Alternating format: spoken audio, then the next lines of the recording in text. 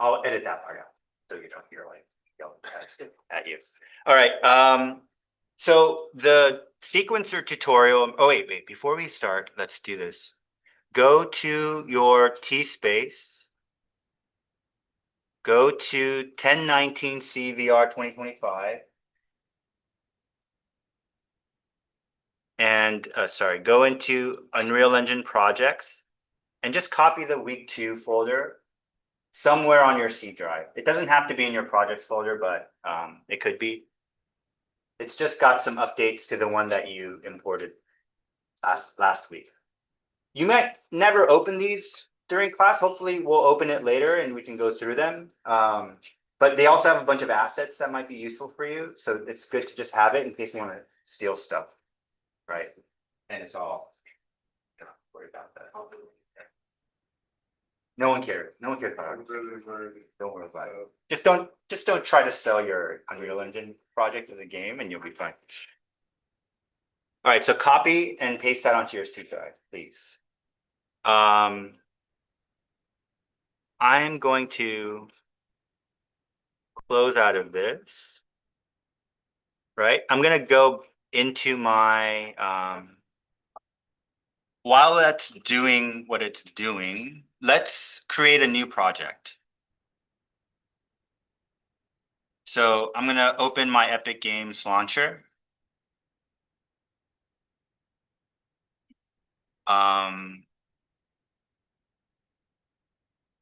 Let's click on the Fab tab for a moment.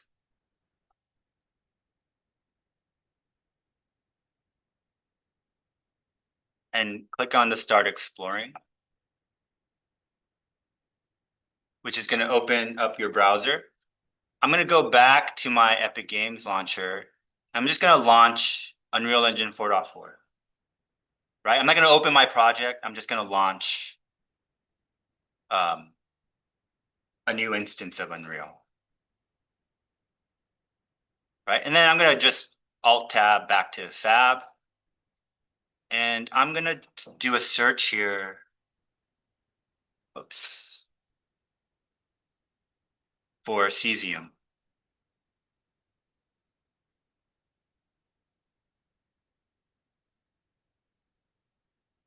And you should see something like this.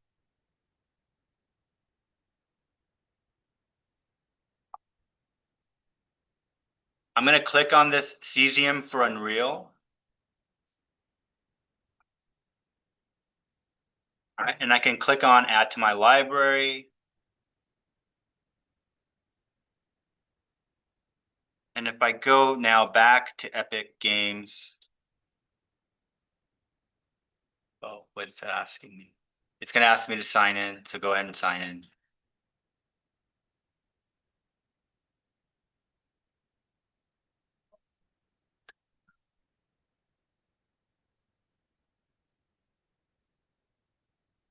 Right.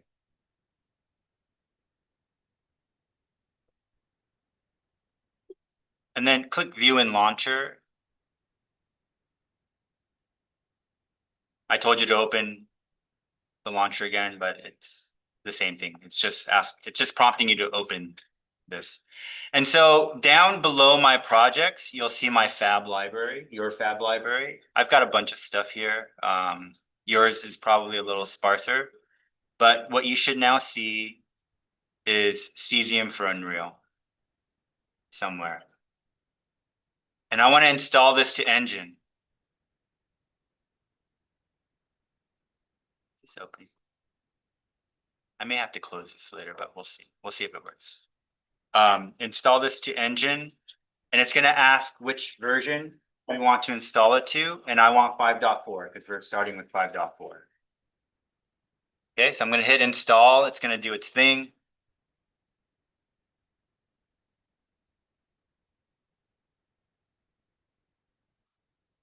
We'll wait for that. And while that is going on, just so you know where under the hood a little bit, what's going on.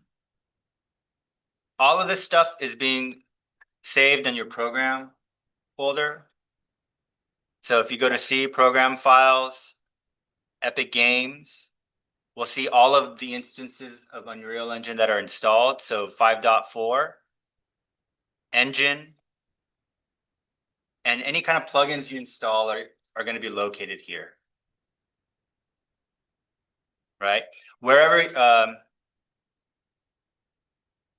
yeah, I think that's all you really need to worry about here.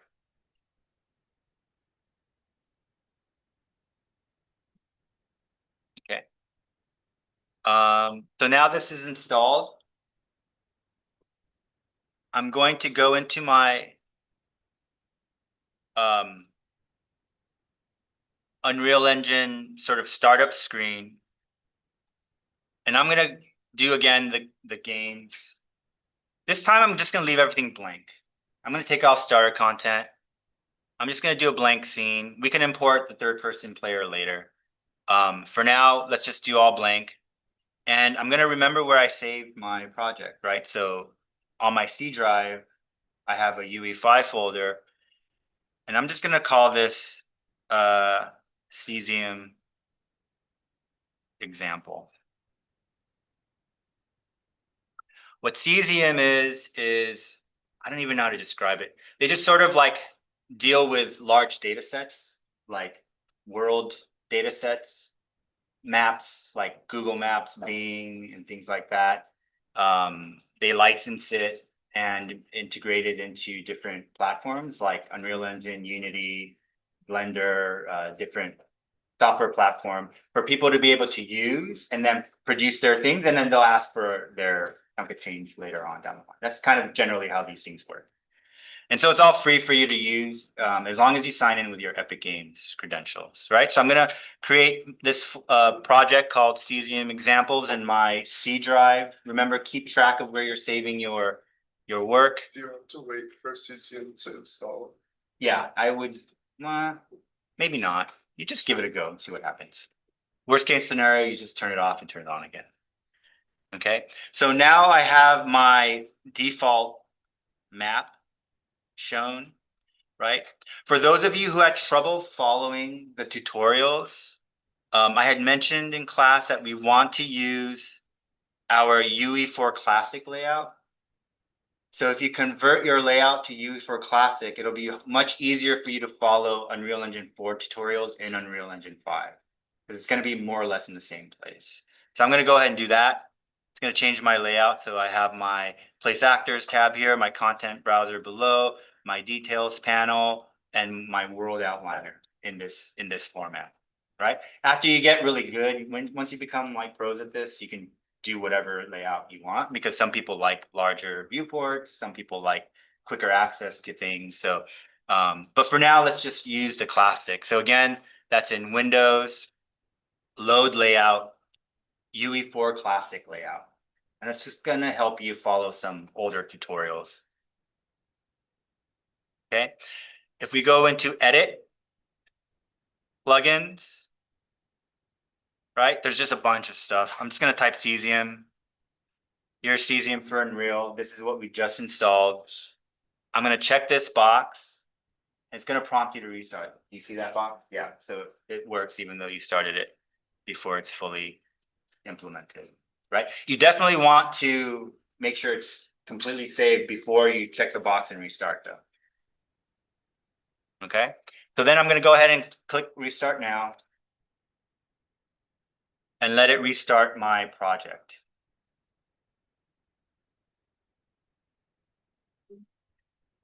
Right, in the meantime, I'm gonna just go to maps.google.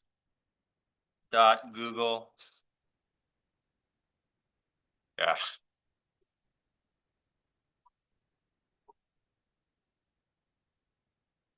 Is it maps.google.com? Probably.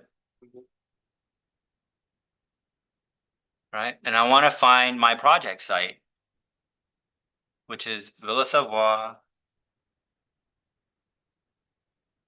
right? And if I right click on my project here, I can get coordinates, right? Wherever I am. I want to copy this, right? Copy to clipboard. I just clicked on it. Again, right click, click on the coordinates. It's just going to copy it to a clipboard. I'm just going to create a text. I just need a text. What's the what's the text tool and huh? What? No, notepad, that's what I was. Did I miss? You have to do add like notepad or word total, yeah. WordPad? Word. WordPad? Why is it not showing up Just here? look up text. I did, it didn't show me. So I put note. I hate Windows 11. Does anyone else hate Windows 11? I put notepad.exe in the search. Notepad. Notepad.exe.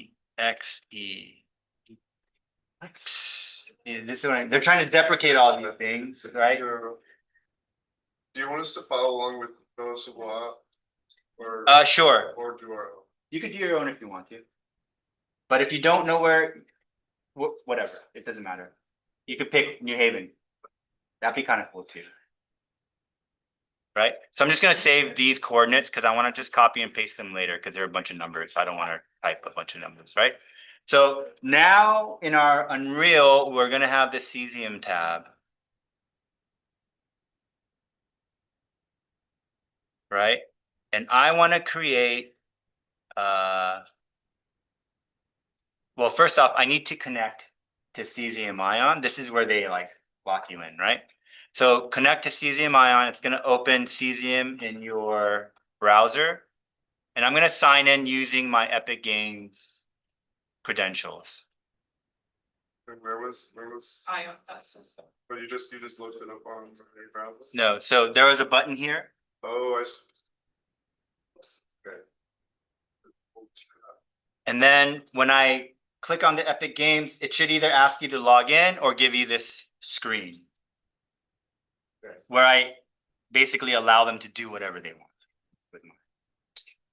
Right? We should all be used to that by now. Okay, and then I should see something that says successfully authorized. And now I can go back into Unreal and my interface has changed. And what I can do is click plus to Google's photorealistic guide, but don't do that yet. Don't push anything. Okay. But it's gonna take us a second because we have to sign up. Okay. Just use your Epic Game credentials. Don't have to sign up. Yeah. Okay. I'll pause here. I'll keep going. It's for. I'll tell you what I'm doing. I'm just creating a new map. I'm creating a new map. Right. Keep doing what you're doing. We did this last week. Right click, new level. Right. I'm not even creating a new folder. I'm being messy. Right. I'm just going to call this Google.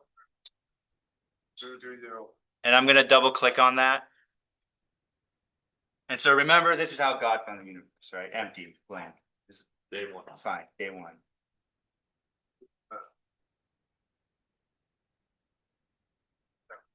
Okay, now I'm going to click on this plus button where I see Google photorealistic 3D tiles. And I'm going to get this dialog screen. And I'm just going to do create a new token. And then click on that. And so stuff is going on.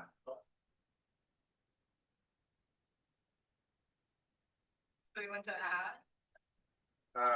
So here's the Google photorealistic 3D tiles. Just so you know, there are other data sets you can use, but we're going to use Google. First he created a new map. I don't know. Okay, right click level for the new map. Oh, Right click anywhere. first. Just inside of your content. Right click. Yeah, I'll try to be more specific because I know this is all new to you. I'm very unempathetic. Why don't you know this already, guys? God, it's so frustrating. Right click in the content browser and create a new level, and then double click on that level to open it. Okay. So once I have that, I'm going to add a cesium sun sky. It's like, oh my God. And then my eyes start to adjust. And so now we have the entire world in our What was the folder. first thing you added was what? So Google photorealistic 3D tiles. And then I added the cesium sun sky. So remember, if I right click and start pumping my scroll wheel up, I can move my camera much faster. And so you can start to do that. If you need to go faster still, you could change this. You could just bump it up this way, I guess. And so now if I just back out,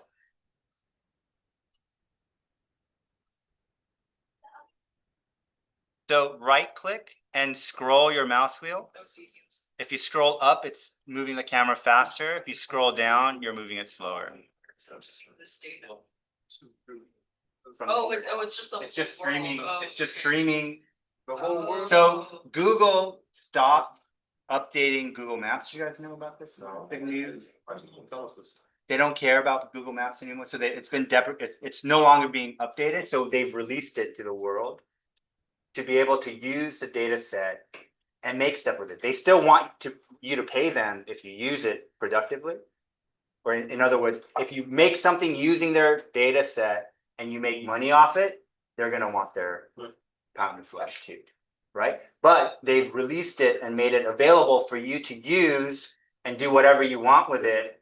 And if you make money off of it, then they'll make money off of it. But if you don't, do whatever you want. It's all available, right? And so now we have our entire world accessible, right? How does it figure out this? Oh. Right? So we have the planet, but I don't need the whole planet. Maybe I do, but I don't think I do. Whoa, that's too fast, right? What I want is Villa Savoie, right? So in my details panel, I'm gonna select my geo reference here. I can start changing my origins, latitude and longitudes, right? So I'm gonna use a chalk. Can you guys see on this side? Right? So game space is Cartesian, right? It's X, Y, and Z, right? The planet is spherical, right? And we're usually somewhere around here, right? Which means that, well, my piece of paper needs to be vertical, right? If I want to go down. And so what's the way to reconcile this is wherever you decide your origin is, it's going to reorient the world so that sort of becomes your North Pole, so that you can still deal with X, Y, and Z. Does that make sense? Right. So long story short, we just need to rotate the Earth. Otherwise, it becomes really hard to navigate. Right. So I'm going to go to my notepad. I'm going to copy this. And then paste this in my latitude. I'm going to copy my longitude and paste this here. And somewhere is Villa Savoie in theory. I'm going to take my origin height and I'm just going to start dragging this down. Or do I need to drag it up? It's under cesium. It's under. So maybe I did something wrong here. Maybe this needs to be west. I'm in the ocean.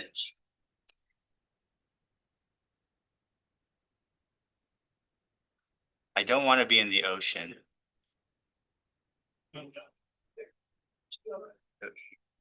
What did I do wrong here? So 48,924. 48,924.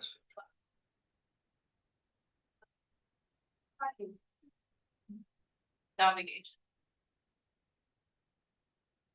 Where am I? Am I in France even? Does this look like France to you? That's Greece? How did I end up in Greece? Oh, there's my origin. Okay, so there's my origin. So what I need to do now, I can fly there, but it's hard to tell what's going on without borders and things drawn. I'm gonna just grab a cube, drag it into my scene, and with it highlighted, I'm just gonna place this at the origin. And I'm gonna hit F to fly there, right? So this is more like it. Right, I'm gonna slow my camera back down. And where is Villa Savoie? There it is. Here's my project. How do you change the speed you can at? So right click and scroll up and down to change the speed of your camera. Right. So what if the long? But like, but it does the same. What do you mean? So that on the origin placement, Oh. Uh-huh. the longitude. Like, Yeah, how do you get that menu? You don't see this? no, And you've highlighted cesium georeference? Highlighted it, Yeah. as. And you have this highlighted. You should see that here. I see like one, So click on all, maybe? Is Yep. your all highlighted? yeah, And you don't see a place to enter your latitude and longitude? all I see is this thing that says georeference. And then I change that to cesium georeference. So, Okay, so you highlight that. oh. Okay, I see. Okay, thank you. One's like a dollar, one click. Yeah. So you click on season your and then it should be. Oh, yeah. Right? And it's like, okay, cool, whatever. Yeah, big whoop, right? So first off, if you get close, this is like a mushy mess, right? And so while it's great to have this data, it's really maybe only useful at about this range or farther, right? Maybe that it starts to break down, right? So use this with caution or with discretion, right? Also, if you wanted to just use this for contextual information and you wanted to insert your own project in there, what we can do is trim away part of this map and then insert our own project, for example. So if I wanted to get rid of this Villa Savoie because it looks like a total mess, right? Like this is not what Corb intended at all, right? And so I'm gonna crop this out and insert my own project in it. So I'm gonna click back on the cesium tab, right? And I'm gonna click on this cesium cartographic polygons, right? And so now I have a cartographic polygon in my scene.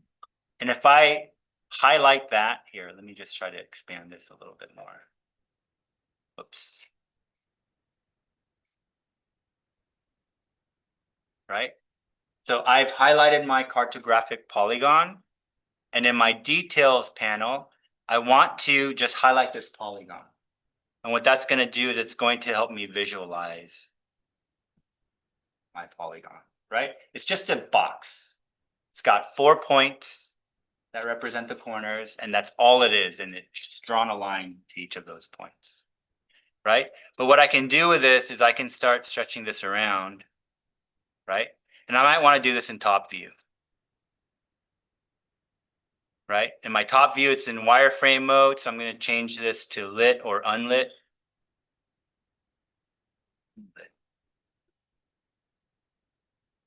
Lit. There we go. Too low. Right.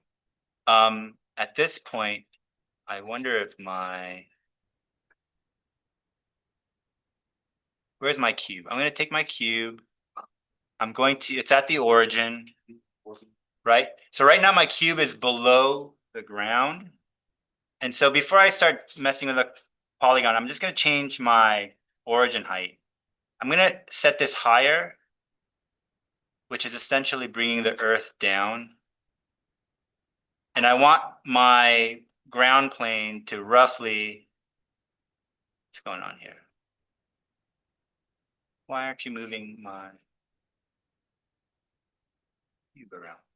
What's going on? What did I do? Yeesh. Here's my cube. Oh, there we go. Right? I want my origin or my z height, my origin height, to just kind of align to the cube somewhere. It doesn't have to be perfect. It just helps. Right? So now I'm going to go into my top view. Right? You can see it takes some time to load these tile sets. I don't know why this isn't. Let's try unlit. Oh. oops. Oh,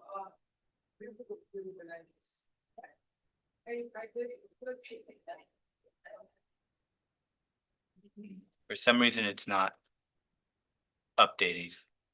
But so this is a good maybe point to tell you the world itself is not exactly in your project. It's referring to a data set that's appearing in your project. And so if you're not looking at a part of the world, it's not going to load that part of the world. If that makes sense. Otherwise, it'd be very, very heavy and your computer will crash and things will run very slowly. So it's already kind of smart enough to know that you can only look at so much. So it's only going to show you so much. It's only going to load so much. So right now I have my cartographic polygon highlighted. I've selected my polygon and now I can select my my vertices, right? That's mesh speak for points, right? So I'm going to move my vertices and do something like this, right? Because this is the part I want to cut out of my Google Maps. So I'm going to go back into perspective mode, right? And you can see, three-dimensionally, it doesn't matter where it's located. It really matters more vertically that they're aligned to where you want it to be. Right? And so I think I'm going to highlight my photorealistic tiles. Right? So within my geo-reference cesium asset, I've now added these sub assets. Right? So we added the Google tiles, right? So that's going to live within the original cesium asset. I've added the cesium sun sky to make it so I can see what's going on. Have the sun appear correctly, right? True to life. And then I just added the polygon. So these are the three assets that now reside underneath the general cesium asset. And with my polygon highlighted, with my Google photorealistic tiles highlighted, I want to do some kind of an operation to that tile set, right? Which is crop a piece of it out. So I'm going to highlight that. I'm going to click on this little add button. And I'm going to look for this cesium polygon raster overlay. I know it's not a sexy name, but cesium polygon raster overlay. I'm going to highlight this, right? And with it highlighted,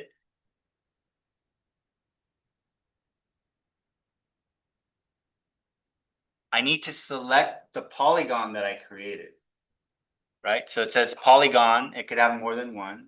So here are my polygons. I'm going to click on this little plus button.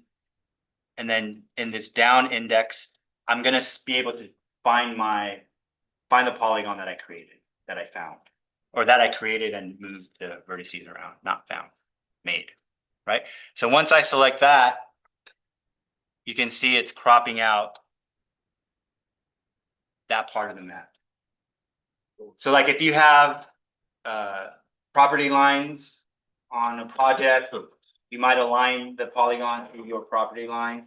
You can always right click on a spline and add a spline point, right? So if it's an awkwardly shaped thing, you can add a spline point. what do I need to do to update it? It'll update, it's just not. It'll eventually update. Let's see if I can do it.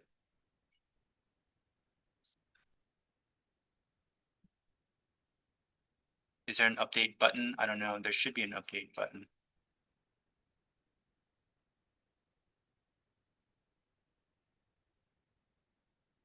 Oh, refresh tile set. Right?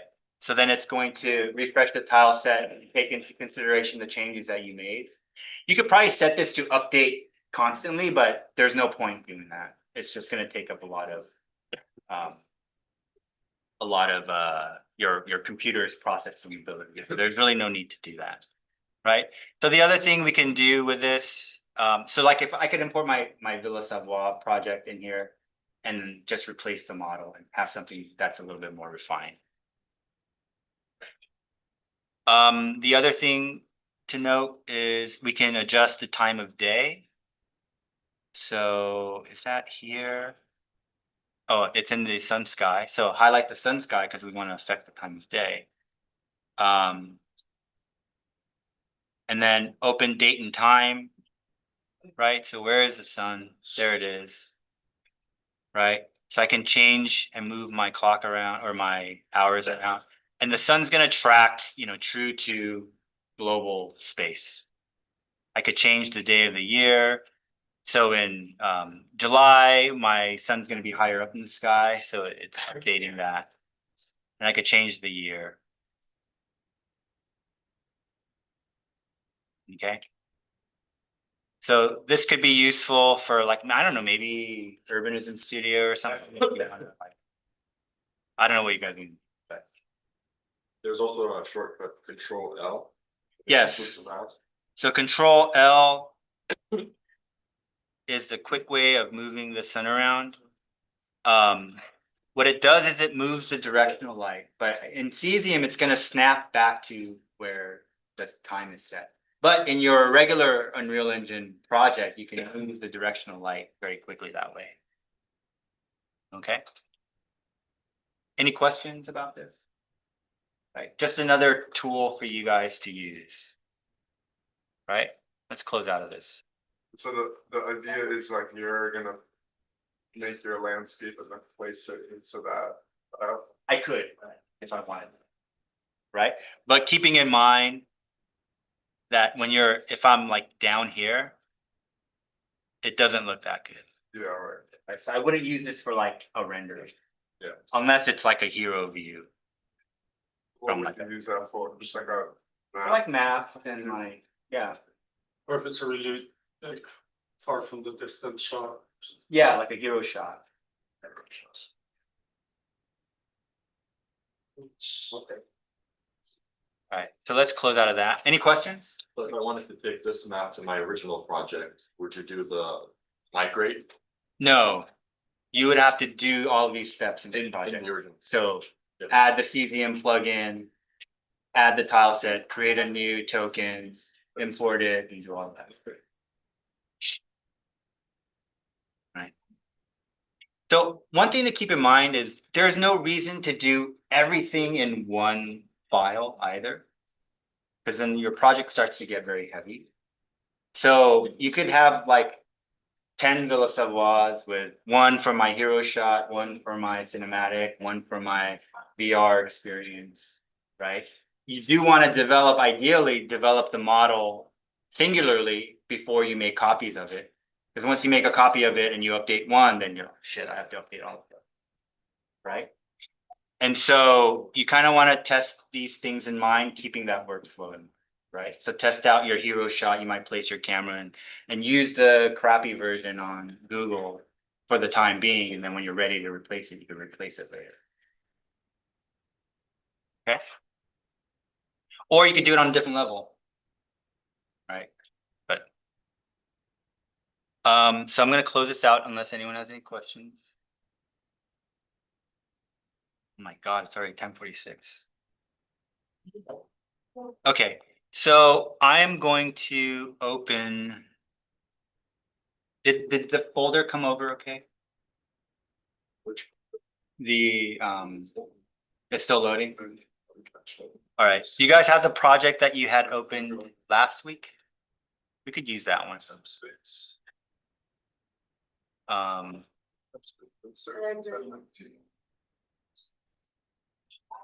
so in my Epic Games launcher and yours, you should see the project that you started last week.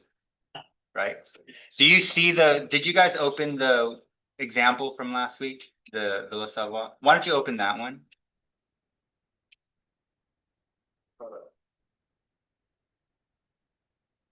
And this I highly suggest. Is everyone following along to clicking everything while I click them and stuff like that? It's going to be incredibly helpful to do.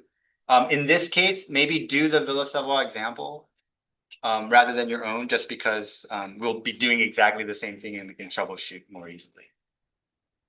Right?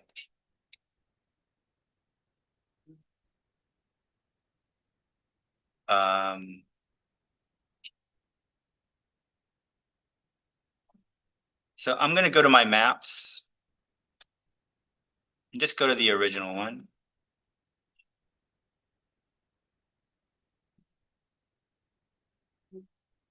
And so all of you should see just L_Savoie on your That's in the week 2. map button. I would just open the week 1 folder. If week 2 hasn't loaded, just open the week 1 version. It's going to be the same. If it has loaded, you could open the week 2. That's fine. But we're going to work off of a map that's identical. Okay, which is the L_Villa Savoie.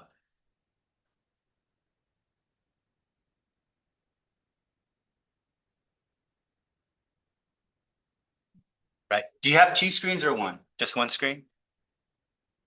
So I'm just going to change my layout back to a single pane, right? It'll look something like this, right? So I've got some trees and stuff in there, right? You guys see trees? Yeah. It was gonna open the file. Open the map Yeah, that was just copied. that you just copied. You can just double click on the Unreal icon in that folder. Okay. So week 2, Villa Savoie, just double click on this guy and it'll open Unreal. In 5 or It'll open in 5.4. And then it'll then put it in your Epic Games launcher. So you'll be able to see it in the library. You cannot work it from the temps. No, I would highly suggest you don't do that. You can, but it's gonna bottleneck the network. Right? And okay. So over here It's like, that's is my crappier version of it, right? So let's go over to that.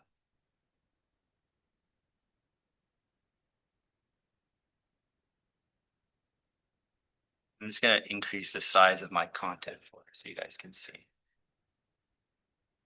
Right? So we're gonna do a couple of things. We're gonna use a better landscape material that's gonna give me the ability to augment my landscape geometry a little bit.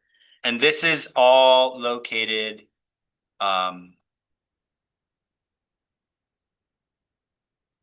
in the example folder, materials. Right? There's this landscape nanite X. Nanite is just Unreal Engine's fancy term for a process of tessellating a mesh to increase or decrease its detail or its tessellation, depending on how close or far you are from that surface, right? It's actually a very smart way of adding detail where it's needed and eliminating detail where it's not. Okay? You don't care about that, just use it. Right? So this is my landscape 1. Remember, I had 3 I had multiple landscapes in this, but this one's just the plain old landscape. Right? So this was my height field example. And this was my already nanite material, right? So we're just gonna do the shitty one with the right? So I'm gonna highlight that landscape. And with my landscape material, I'm gonna just drag the nanite material into it. And remember, it always turns black, right? Which is scary, but it's fine. We'll be okay. We'll be okay.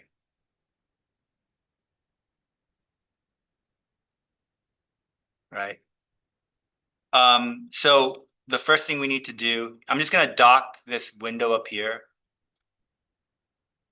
Right, so I can dock a bunch of windows up here if I wanted to quickly access them. Right, I'm gonna go to my landscape mode. And I'm gonna go to manage. And this drop down menu is gonna let me toggle between the different landscapes I have on the scene, right? So the one I wanna mess with is the landscape one. And I'm going to go to my paint button.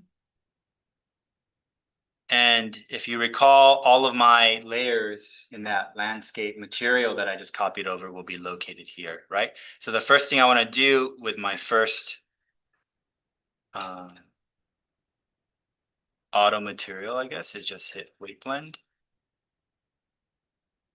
It's going to ask to save this somewhere. This doesn't really matter where you put it, but ideally you're putting it someplace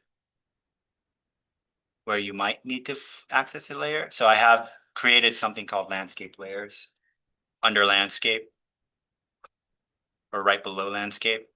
I'm just going to hit save. It already exists. Okay, sure. I'm just going to give it a different name.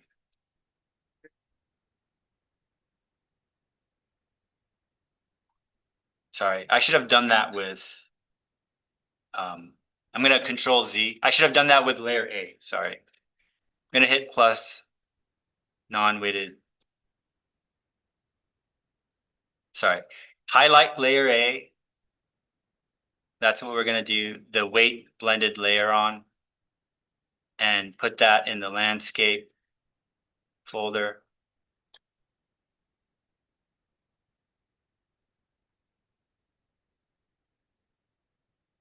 I thought this would update my landscape, but it didn't. What's going on?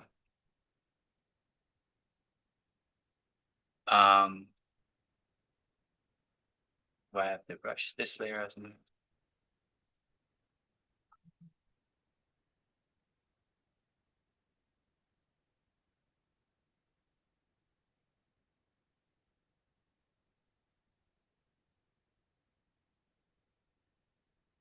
So let's try this. Let's go to selection.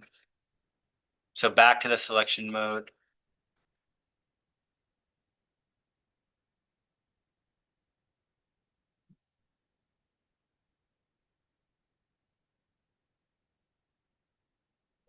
I wonder why this isn't updating my landscape.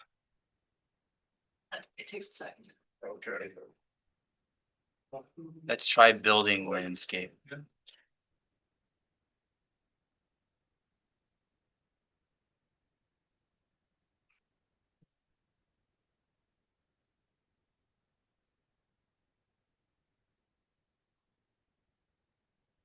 Okay. Hmm.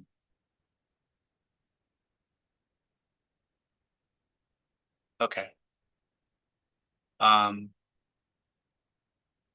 So I think this will update eventually. I don't know why. Did it update for you all? With the green grass? No? Is it just black still? You did the weight blended layer. Okay. So because this is a nanite material, let's highlight the lens. So go back to selection mode up here. And then select the landscape. We also have to enable nanite on that landscape. And then I'm gonna hit build data and let's see if that updates our landscape. No, didn't do it.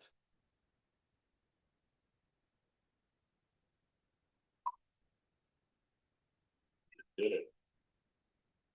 It did it for you? It seems like it. Okay. Let's try rebuild data.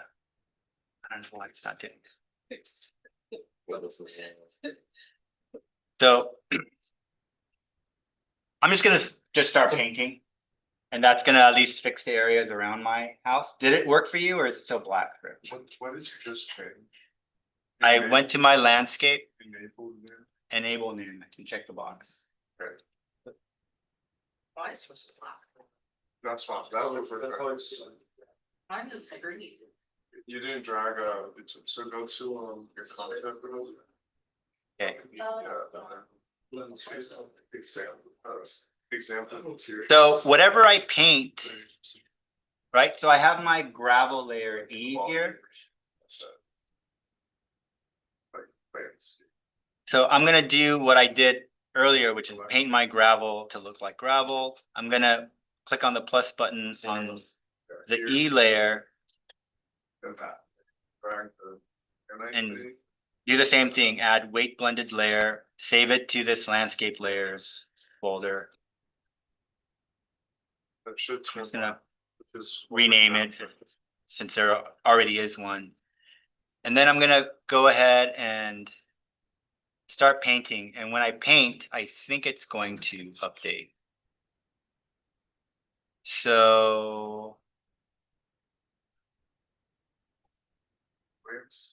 huh. Well, Layers.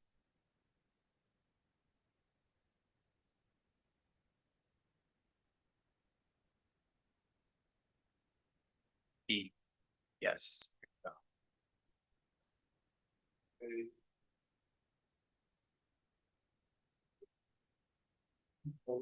Whoa.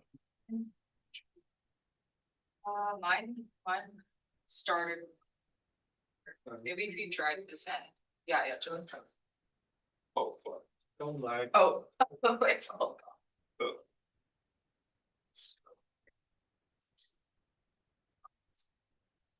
Maybe you could put a square in the top right. So one thing you could do is just go into your A layer and just kind of paint a spot.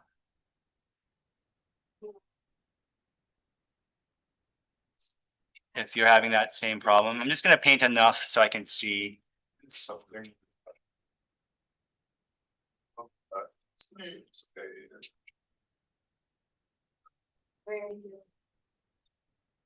Who's stuck? You guys stuck? All right, what are you stuck on? What So we're happened there painting. with the layers? Okay. A and E. So remember we clicked on the plus button here on A, That's. right? So now we should see layer info here. And so all I'm doing is in my paint tools, I'm just painting bits of the landscape. I'm just clicking on each portion of it. And that seems to be triggering the material to appear. Doing weight blended. Yeah, weight Yeah. blended layer, Oh, okay. And, right? And I'm gonna do the same with my gravel layer. The layer. That's I need the same for E, I think, all right, wait, fuck that layer.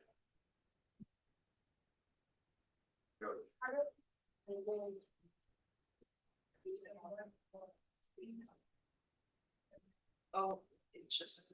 This feels so buggy to me. I don't know why it's doing this. Yes, landscape is here. Oh. So this just applies a flat texture to the. Oh, I guess. That looks. Like you fixed the flat.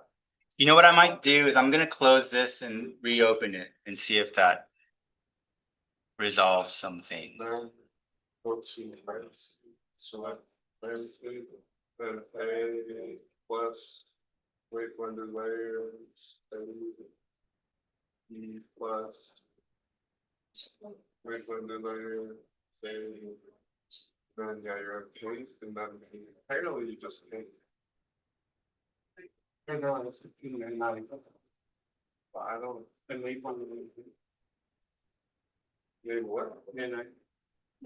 Oh, yeah, yeah, yeah. Until they. No, they don't.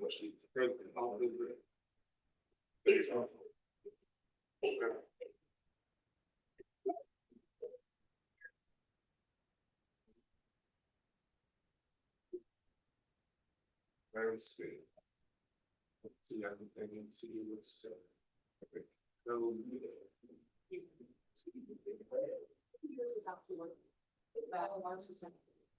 that part, Which part? so select the landscape. And search it, right? Oh, yeah, And then hit building. oh, You know, oh, I don't know if this is gonna, no. It's giving shots, it's big. Perfect. It's not, it's just like. there's buildings, data. This layer, So. layer of, Do we do anything on the material? Oh, mine looks like that now. You know, just keep that shit. What's E or okay? I think A. Or just make some. Fix a second. It's only shadowy if you get up close. That's good. From the distance, it looks like it's. It's like the amount of data. Oh. Just struggling, right? I got an error. Oh, it's so, it looks. I had to make sense. It was literally. Half. I need to. okay, so, so everyone go to your landscape mode. With your landscape one highlighted, the first landscape highlighted, right? So without the number. Just go to your auto material. And in the drop down, just select auto material layer info. And hopefully now, if you try to paint, say gravel,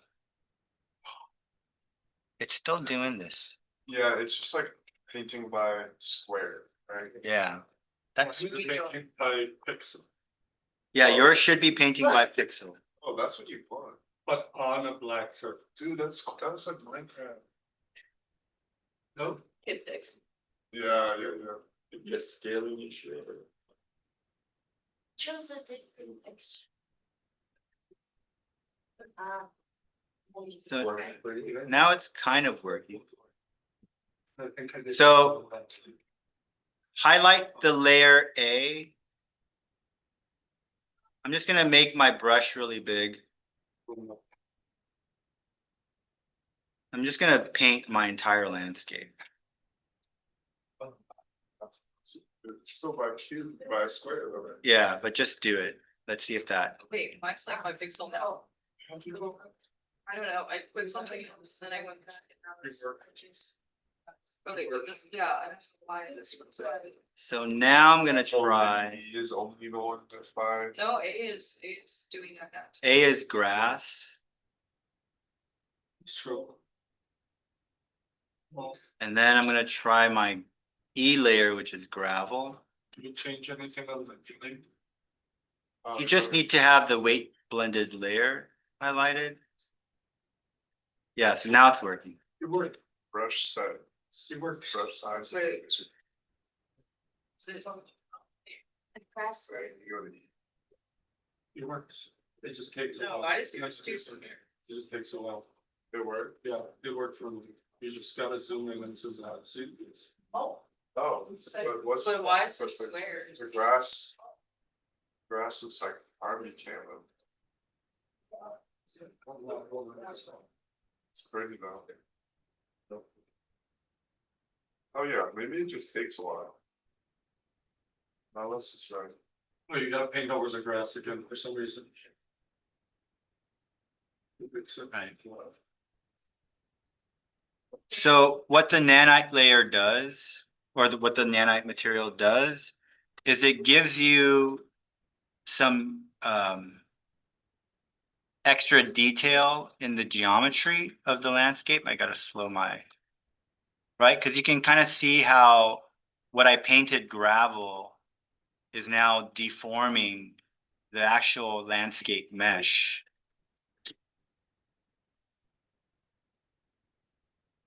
That's insane. That's an insane.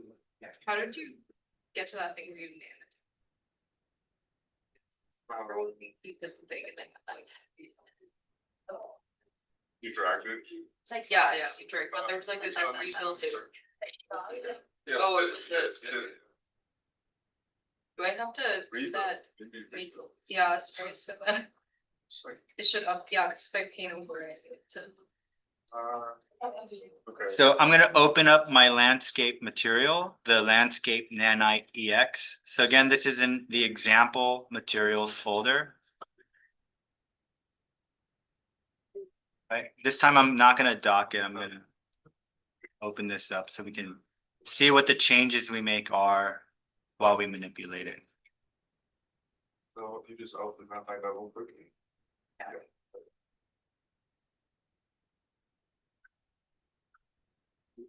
Right. So now if I hit Control L to move my sun around, we can start to see how the light starts to interact with the geometry. So it's just going to give you a higher quality surface to work with. So nanite just means that texture. It means tessellation. So it's breaking up your geometry and then adding detail to that broken up, more detailed geometry. Right. So what I can do is so I double clicked on this M landscape nanite to open up this dialog. And I can start to change my layers, my material layers. So I have 5 layers that I have accessible in this material, labeled A, B, C, D, and E, right? So my E material is the gravel, which was imported from it's a Megascans material from Quixel, from Fab. And what I want to make sure is that the mask E is checked. And I want to make sure that displacement E is checked. Once that's checked, what the material is going to do is it's going to take the displacement map that's embedded within this mask E texture, which comes from Quixel. And it's going to allow me to then play with the amount of displacement and how things start to look. So if I start to pump up the amount of displacement, you can start to see I can make my rocks just exaggeratedly large, right? I'm affecting just the Z axis, right? And I can just sort of flatten it out by reducing this as well, right? If I went down to 0, it would just give me a flat texture again. That's so Right? So all this is doing is it's taking some information, right? Remember what I was talking about in terms of maps. It's taking that map information, the same way that we can use a height map to affect our landscape. It's using a map to tessellate and then affect local geometry within that landscape layer. Right? So if I uncheck this, it's going to flatten my landscape. So make sure that this displacement is checked on. Right? So if I uncheck that box, I get my flat texture again. If I check the displacement, it's going to give me that detail that I want. Right? Is it the reason is like rendering it with like shady ones and ones that look like they're above? Is that just because of the I think it's just either the position of the sun, or it's just, maybe it's my visualizations are off here. Cause it just looks so, it feels like. It doesn't look very good, you're saying, right? Reminds me, it looks like it's like water. Like a water. Yeah. There's streets with all that, so. Right. I think that it has more to do with how it's rendering the shadow. So I think if I pull back, Is it not? right, because you can kind of see this. Yeah. It's not what it should look like, and it's not what it would look like when you render it. Mhm. I think it's just visually showing me a worse shadow for some reason. Let me try to change. It's the height. That's what I was thinking, bro. It's like related to some origin Z or something. That's right, it looks like. It's getting triangular material and where you see it.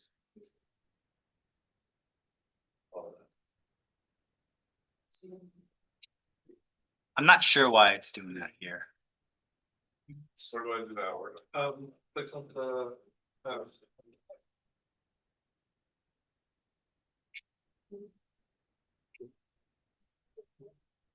Um, This, all we're doing is painting out landscape. So it's still landscape. Maybe if we raise everything. so,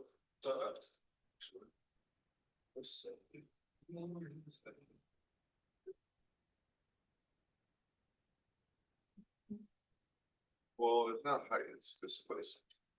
Just like. Displacement. Oh, for E material. So you put I'm not sure why it's sort of displaying with lower quality shadows. So. Oh yeah, if you just offset it up, it goes Yeah. here. Got you. Um, Difficult. so I'm just gonna keep working on this.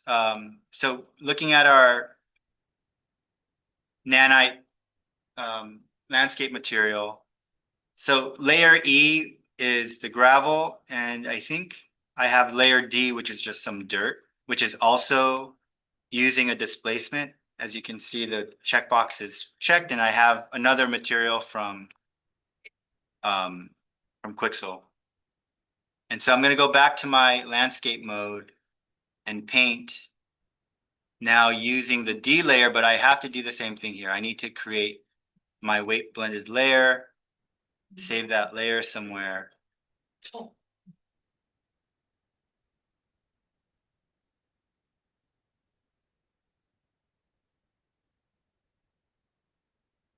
And then I can do, hopefully, It's just slowly. yeah, Slow. It's it. I can start sort of painting some dirt. Oh, there is. There is huge. How did you, how did you fix the repeating pattern? So that is in the cell bomb. So you check this and check this, and it'll break up the repeating pattern.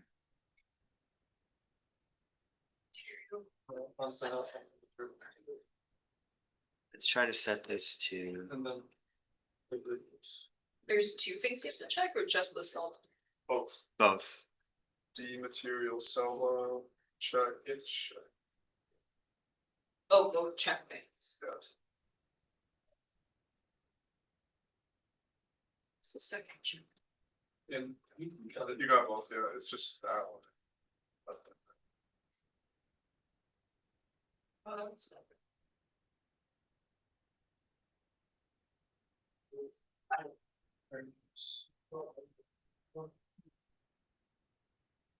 Right, so same thing, this material is also affecting the landscape mesh itself.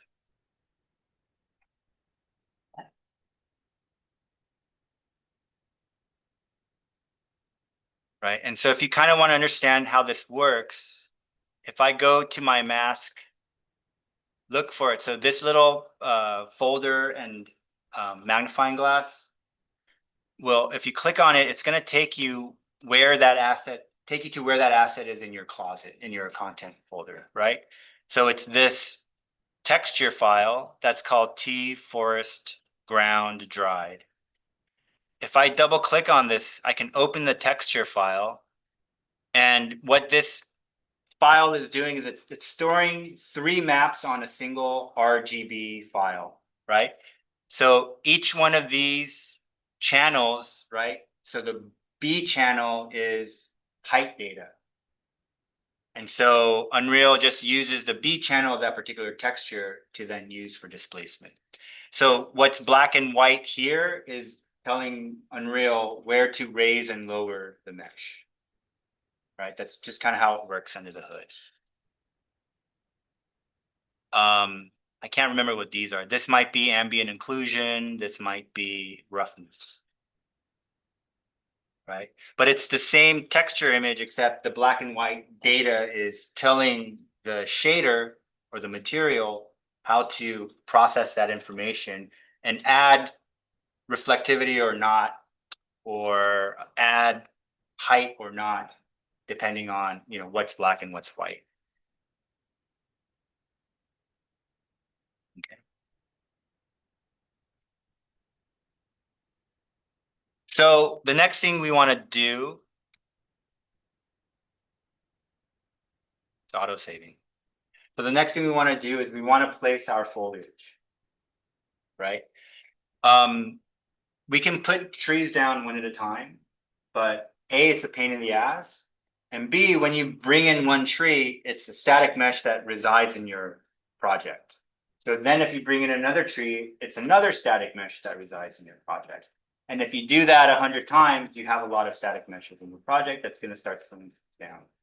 And so one thing to we would immediately want to do is use the foliage tools to place our trees in a way that's going to instance the static mesh in our scene. So it's just referring to a single static mesh, but it's just visually apparent in multiple places. It's just a method or technique of making the scene more performant. Because if you have a bunch of static meshes, it's going to try to render every static mesh equally and independently. If you're using instances, it's just a much faster process because it's only going to know how to render the original static mesh, and all the clones will then be much more easily rendered in the scene, right? And so if we go back to our selection mode,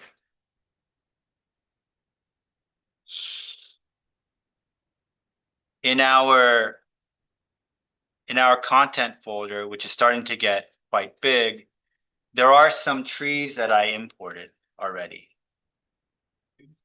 Right, so common hazel, the type of tree. If I select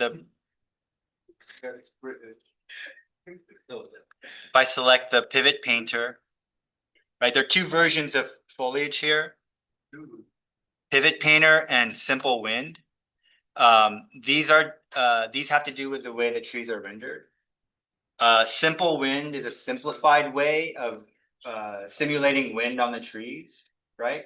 And so all of these foliage assets comes with a little bit of this, right? To make it look more real, right? The simple wind is doing this, right? Whereas the pivot painter is doing, it's just a little bit more, right? So if you have an asset that you're looking at more closely, you want to do this. If it's far away, you can do okay. So simple, right? Simple, just remember simple. Simple is the simple version. So we want like really kick-ass rendering. So we're going to use pivot painter. Okay. So within our foliage folder, we have the pivot painter folder. So if I open that, we can see that we have these files. It's going to be very confusing, as with a lot of these things, very confusing, right? We have a bunch of images of trees, right? And if we read the description here, it says static mesh foliage. Okay. If we go down to the geometry folder, we're also going to see pivot painter. and simple wind. Right?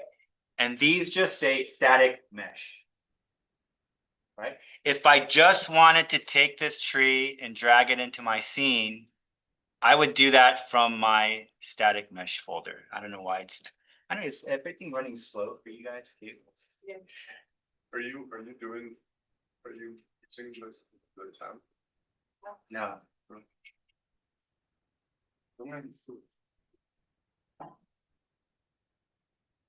Oh, what a cute little sapling. Right? So you could just drag a static mesh into your scene. But again, that's a static mesh that lives in your scene. And if you start to do it over and over again, it becomes very, very intensive to graphically process, right? And so here's my tree. Look, it's moving, right? Like I said, it's doing this, right? Like, And then I'm going to hit Control Z. I'm just going to undo that, right? I really want to just deal with my foliage assets, right? And the way foliage assets work is let's just double click and open that, right? So a foliage asset gives us certain parameters to work with, right? So when we use the foliage tools in Unreal, it's kind of like painting our landscape with trees and grass and things like that, right? And so we have to give Unreal a little bit more information. So for instance, we need to tell Unreal how big the tree is. So we give it a kind of a generic collision size so that, 5 trees aren't going to be painted on top, right? But there are some additional advantages to determining, the spacing between trees and things like that when we start to talk about procedural foliage, which we'll get to in a minute. But for now, let's just kind of work with the general foliage painting option, and then we'll talk about procedural foliage in a second, right? So what we really want to deal with are the foliage assets, the static mesh foliage assets, and then use those assets to paint our foliage in our scene. So I'm going to go into my foliage mode.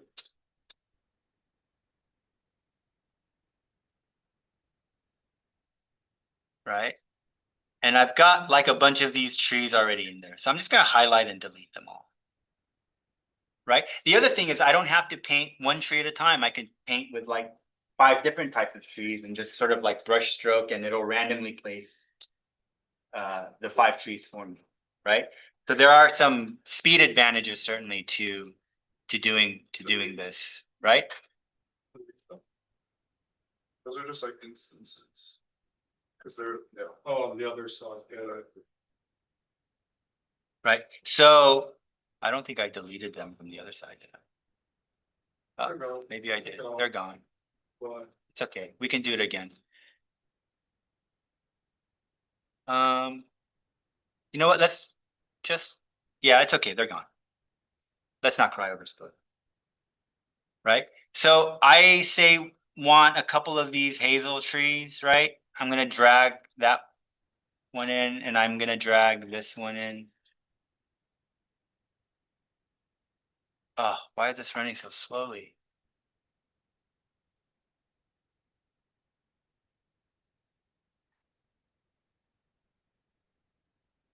Let's drag this other one in.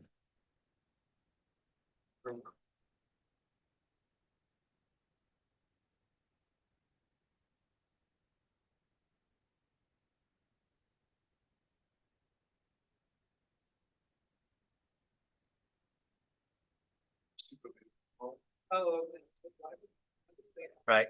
So then I'm gonna check them, basically to turn them on.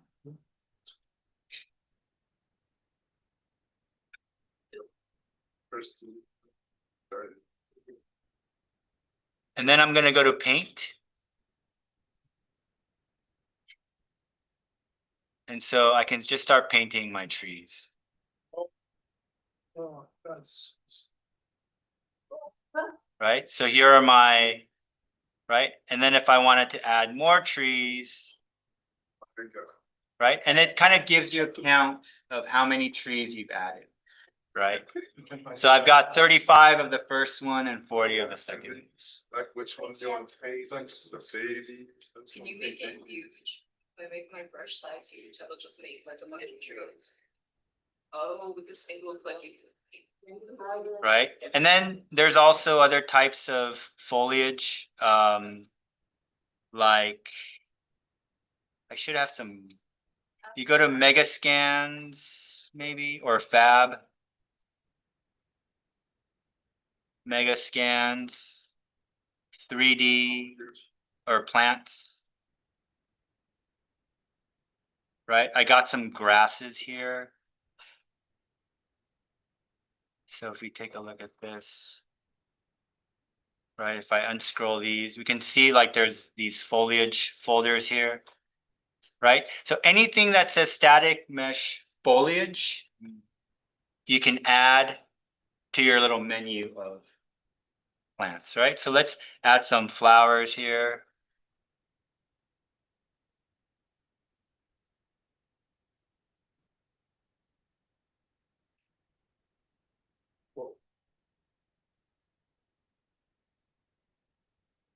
And so maybe now I want to uncheck my hazel trees and then add some flowers. So I'll check my flowers and I'll start, Yeah, that's crazy. I'll start. adding some flowers. So I don't know, dude. I don't know. Bunch of trees actually. They probably could have. Wood max. Paint density, listen to that. So put a base. And these we would have all gotten from right? Yeah, so I got all of these from Fab. Right? So, you know, you want to be very strategic about these too, because even though we are using instances, they are still pretty heavy, Yeah, for sure. right? And so if there's anything that's like, we really have to start thinking about foreground, midground, and background. Right? And this is why I wanted you to place cameras right away, because when you place cameras, you know what's foreground, midground, background. So you can kind of understand where you want to focus your attention when you're, or add, where you want to add detail, because it's only worth adding that detail if it's going to be visible.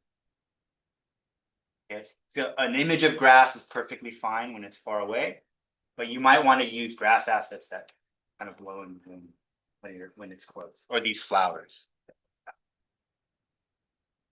Okay. Yeah, you're done. So let's talk about procedural foliage and procedural tools. So procedural, let's see if I have.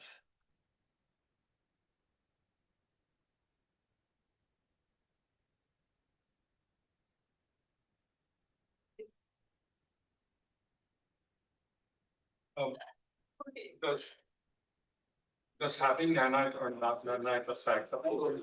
No. No. So they're already nanites. The foliage is not, the foliage is nanite. But it has nothing to do with the plant. You could put foliage on other surfaces.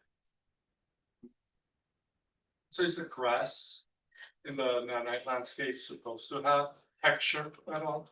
Like gravel? You can, but it doesn't really You make can't sense for the see it. grass.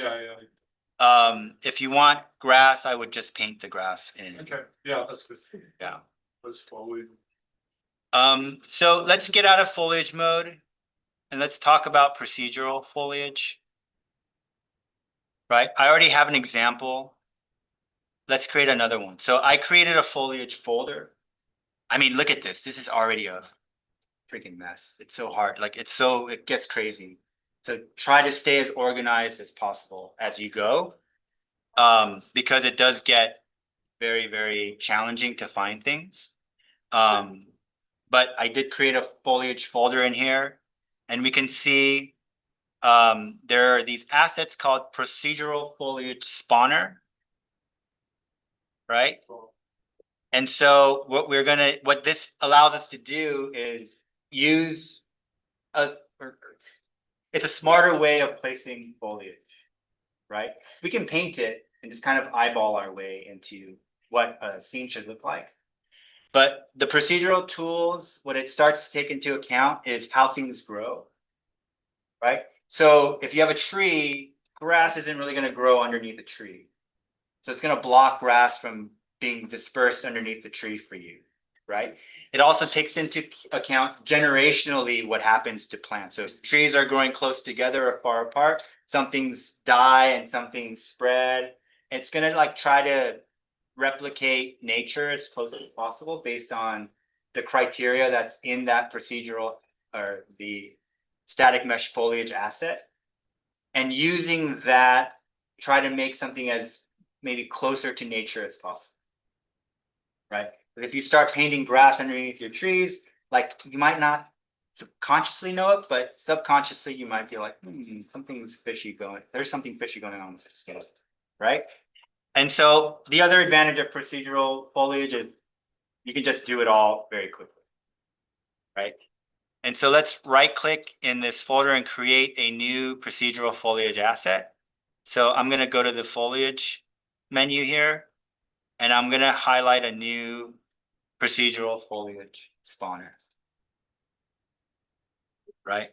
And I'm going to call this, again, I'm using the prefix just to identify what things are. So PFS for procedural foliage spawner. I'm just going to call this trees 2. Yep.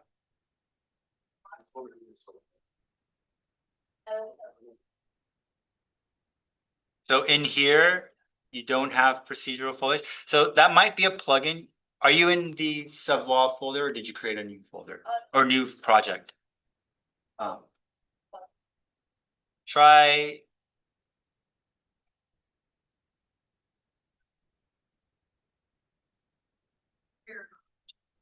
Make sure you have birds. It might not be in this. It might be in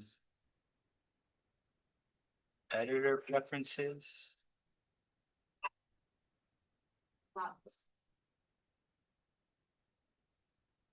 So you might have to check this box. So if you go to edit, editor preferences,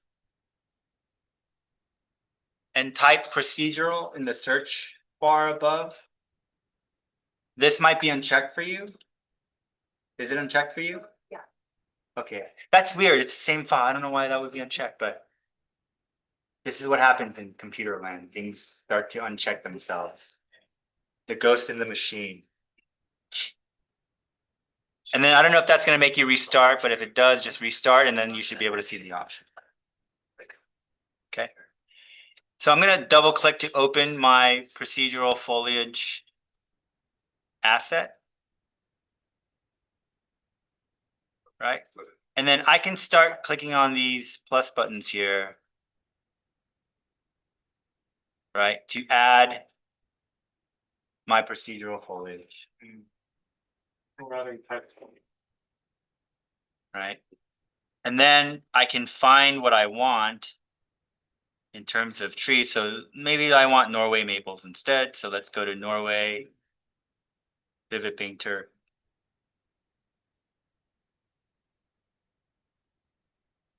Right. So I'm going to drag.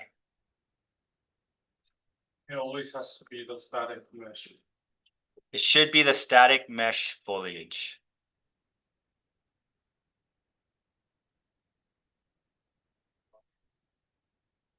I don't know why this is running so slowly, but I feel like we need to reboot before we start this class.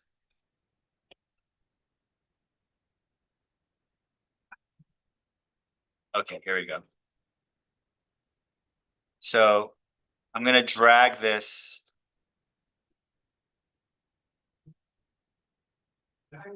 Let's say I want some grass.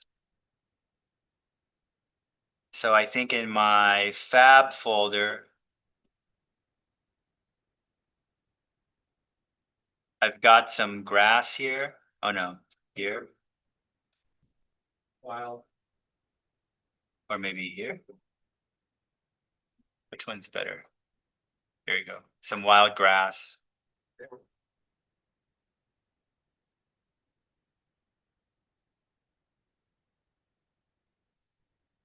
And I'm just gonna drag a few of these in too. I'm just gonna drag the first 3 in, just because I want to keep track of which one's which. Right? You're trying to. I just added one. Right. So while I'm here, I'm just gonna double click and open those foliage assets. So I'm gonna open this one, open this one, open this one.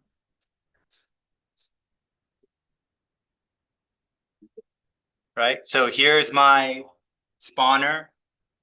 And here are my different foliage assets. I'm gonna go back to my Norway maple.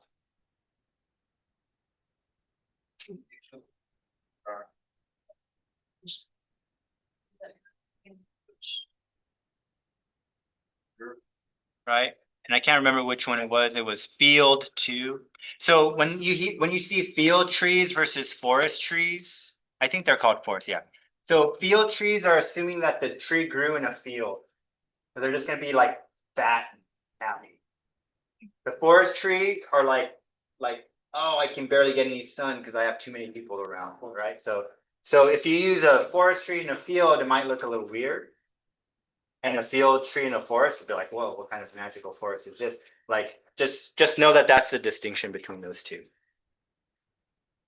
Right, so I'm gonna open up, this is Norway Maple Field 2, so I'm gonna open this as well. Right. So I'm just gonna move this out of the way. I'm gonna go back to my foliage folder. And I'm just gonna, so we just created PFS trees 2. I'm just gonna drag this volume in here. I'm gonna have it intersect my landscape.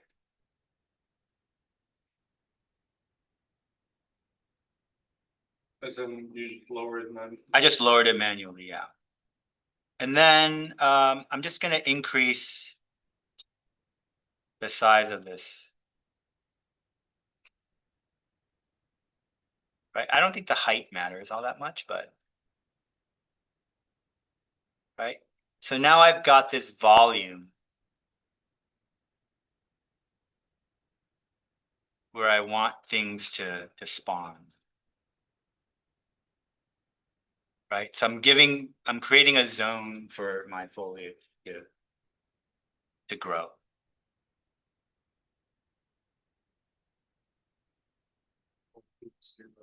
Yeah, but not at the scale. At the brush. Oh. So now if I click on resimulate, it's going to place my assets within that volume, just procedural. It says unable to spawn. What is it? What is there more information that it's giving us? What did you check? Okay, so you have to maybe make your volume bigger. Did you check anything? I don't think so. I didn't do anything yet. I just hit resimulate. Oh, brush. The trees are In brush settings. maybe they're just big trees. I think these are to scale. I don't know. I mean, we can make them smaller too. They alter, but they're maples, yeah. So I'm gonna change the size of my volume because I want it to be bigger. You said height doesn't matter. I don't think height It does, doesn't, I tried changing, it didn't matter. right? So I'm gonna change my volume dimension. And I'm gonna go back and resimulate. And now it's gonna just fill, right? Well, you're just saying. And so you can see what the grass starts to do. So it won't grow on a vertical surface, right? Stuff like that. Like that's what the procedural is doing, right?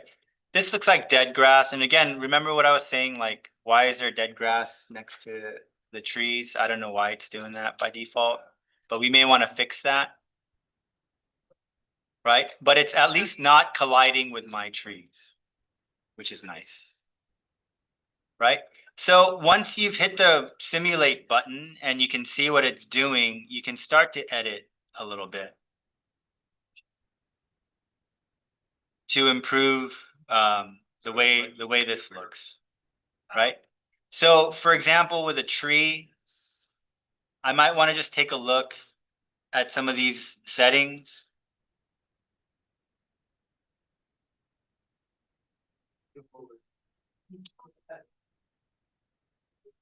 Roy, did you figure out why I had a question?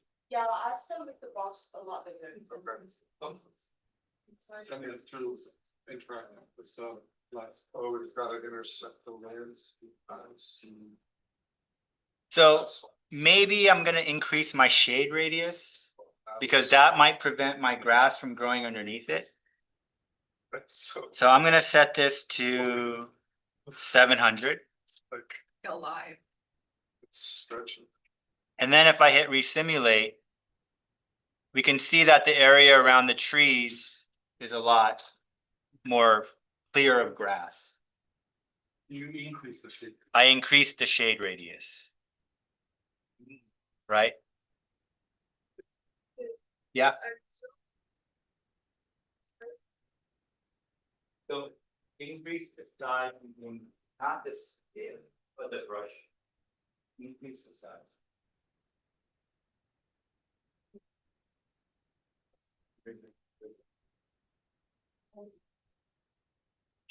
Oh. The trunk is stretching and So G, if you guys hit G, it switches from game mode, which is gonna hide all of your icons, all of the things that aren't really visible. So yeah, if you hit G, you can see the box and this. You just wanna make sure that that's. I think, and then use this. that's not good. Sure. I don't know how to change the colors. Wait, how big do you make your box by this? Like, oh, like. But you can That's how- see. Sure. So You know, So you can do things like check can grow in shade if you want to override some of these things. Oh, they're. You can change the initial age, right? So the process is assuming that the trees are born, they become saplings and grow and spread, and then other additional generations of tree growth occur, right? And so like it's kind of trying to simulate the natural process of a forest or of, these plants growing within that volume that does. And you're just you're just like editing the details of each individual species, right? Yeah. And so for those of you who thought that the scale was too big, like some of these trees are 3 times the scale. And so we may want to change that and say 0.5 to, well, 0.7 to 1.2 maybe is more realistic. And if I hit resimulate, no, that didn't really do anything. You might need to save, oh, this is getting. like you have to save Norway Maple first. Yeah, maybe you're right. This is way more. Well, we found this. And then you gotta save trees too again. I know too. Well, mine was doing that where it wouldn't. So it's. Right? So if you did a random, if you simulated and you don't like the way it looks, you could always change this random seed to any number. And it's just gonna create a new version for you. That didn't really seem to work actually.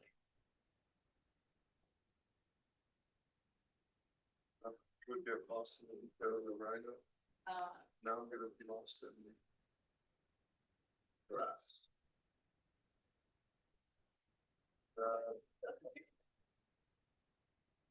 So when you added the details, of an element within your procedural foliage, will it change that element in the whole content library? You know, What do you mean by content library? like, does it change? Oh, like, Yeah, like if you were to like just place. so you are changing the static mesh foliage. active. You aren't, You are, you are, yes, yes, but you're not changing the static mesh stuff. right, because the static mesh is separate. It's just, yeah, so the static mesh foliage actor takes that static mesh and then adds this layer of functionality. So if you wanna keep the original, whatever it was, it's good if you make a copy of it just for that. Yeah, so I can create a static mesh foliage actor. I can make 3 of them for the same tree And change. and just use each of those differently in a different procedural spawner.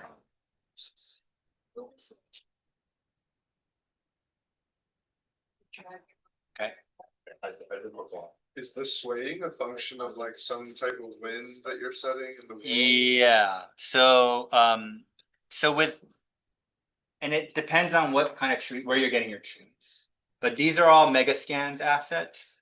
And so Megascans has this thing called a global foliage actor. Right, so let me find that global foliage actor, which is here.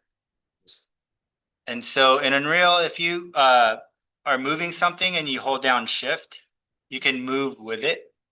You can move the camera with it. So I'm just gonna drag this over to where my foliage is, so it's visible. Where's my foliage? Right. So now I've just moved my global foliage actor over here. And like, wow, this is really intense. Right. So this is a Megascan zone now. So if you find a tree from somewhere else, it's not gonna work. Global foliage actor. But if you do have a Megascans tree, I can come in here and change things like the wind. So if I want it to be really windy, I can set this to 100, for instance, That's what I do. right?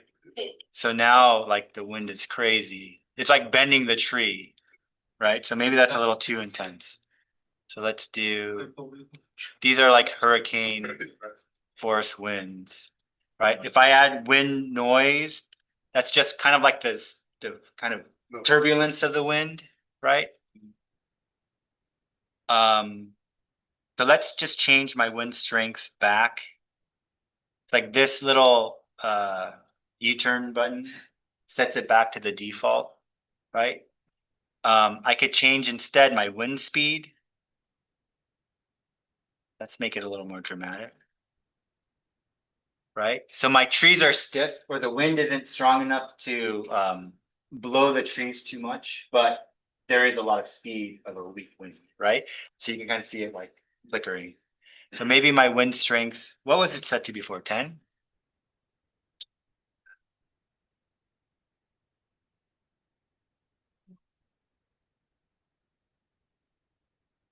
Right? So it's kind of a combination of the speed of the wind and strength, right? So the speed is too high here and the strength is too weak here. So let's try to find something.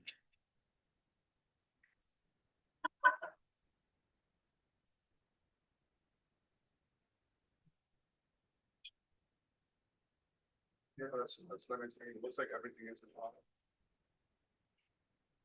Like visuals are only red like that.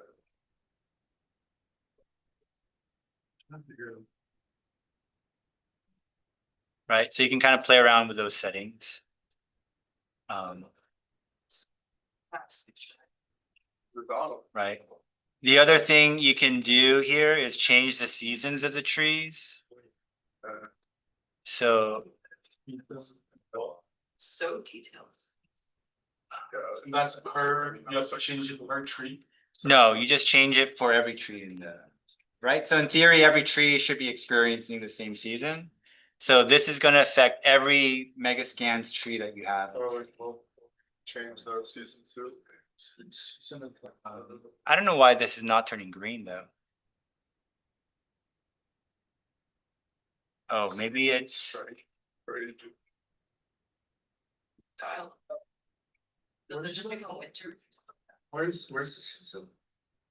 It's Global just foliage. in the global foliage actor. Oh, it's because my trees are unhealthy, maybe? Let's try to set this. Yeah, here we go. It should be there. Like, no, it's. There, he's, yeah. Right? So if you still don't like the way your trees are looking, you can go to the Norway maple. Go to the material I like that. I like everything that. and then go to, let's see here. Oh, Oh, last time. it's cute. Right? So I can open my, The grass. With the asset, so. Yeah. I can open my material and I can change things like, I can change the appearance of these leaves. I like Um, more.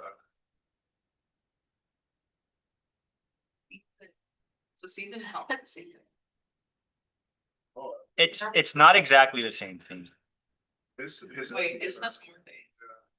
Maybe it's because this is not using that tree. Oh, This doesn't seem to be affecting my. yeah. Right? So within the tree itself and the material, there are some additional settings you could change.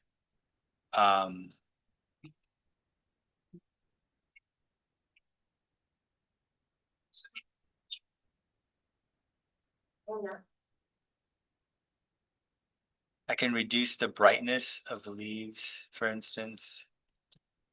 But you know, exercise, the defaults are probably Grass.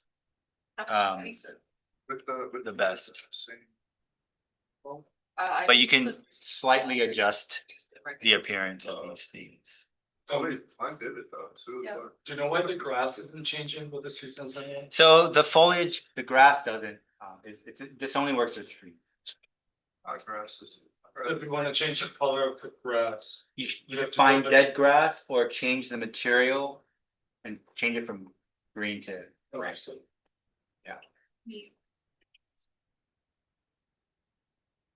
I guess the species or the asset of grass that I chose is just green.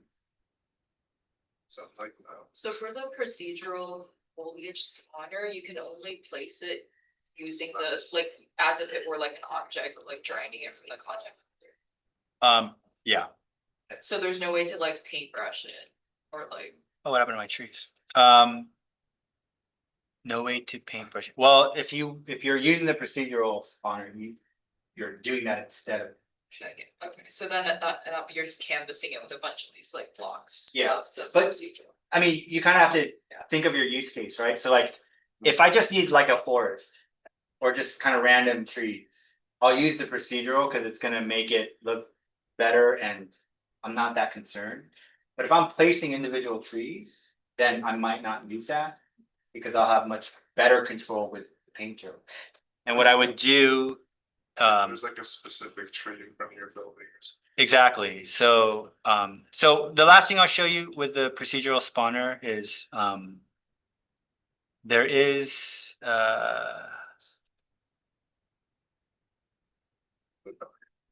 We consider nature. This is planet Earth.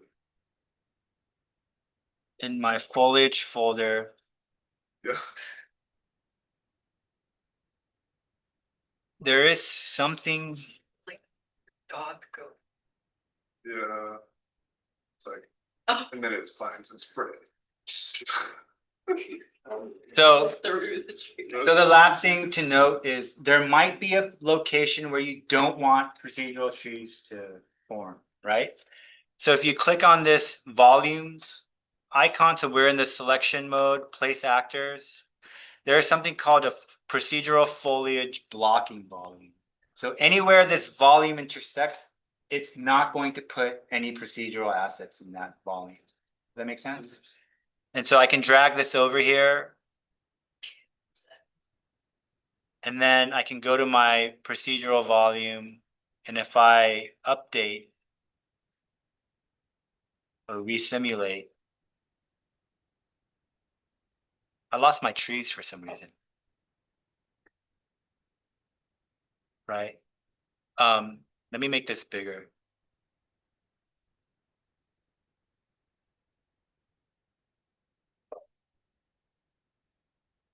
Is there a way to lock the aspect ratio that way when you increase one axis? it increases Not with the brush settings. It doesn't seem like it. I mean, with the scale, yeah, but not with the brush settings.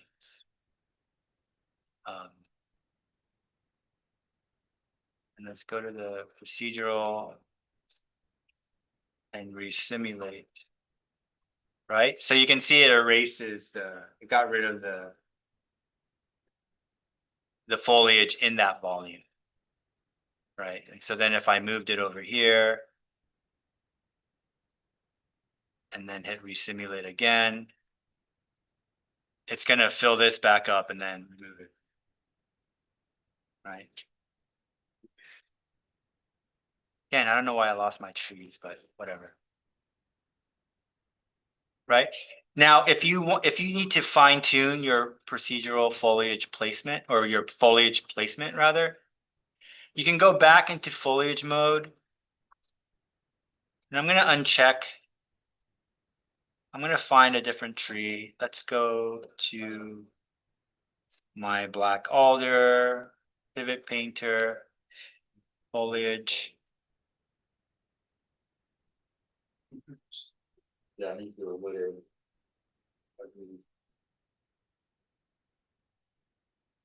Right? And I want like some of these saplings maybe, or some of these little guys. I'm going to drag that little guy in here.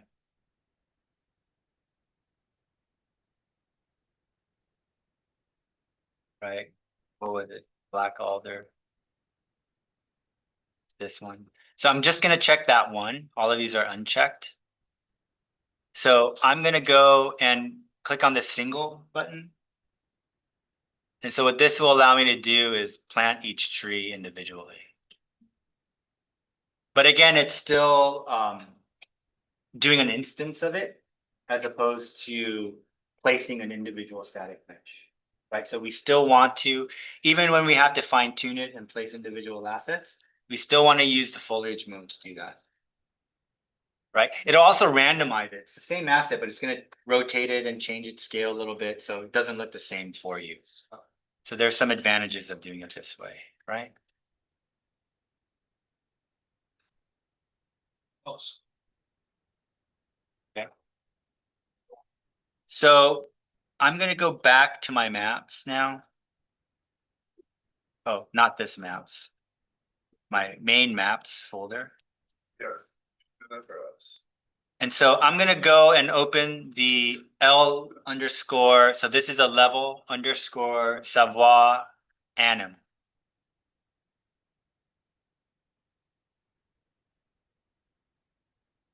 And we can save this if we want to. That's Or just double. so I'm opening a different level.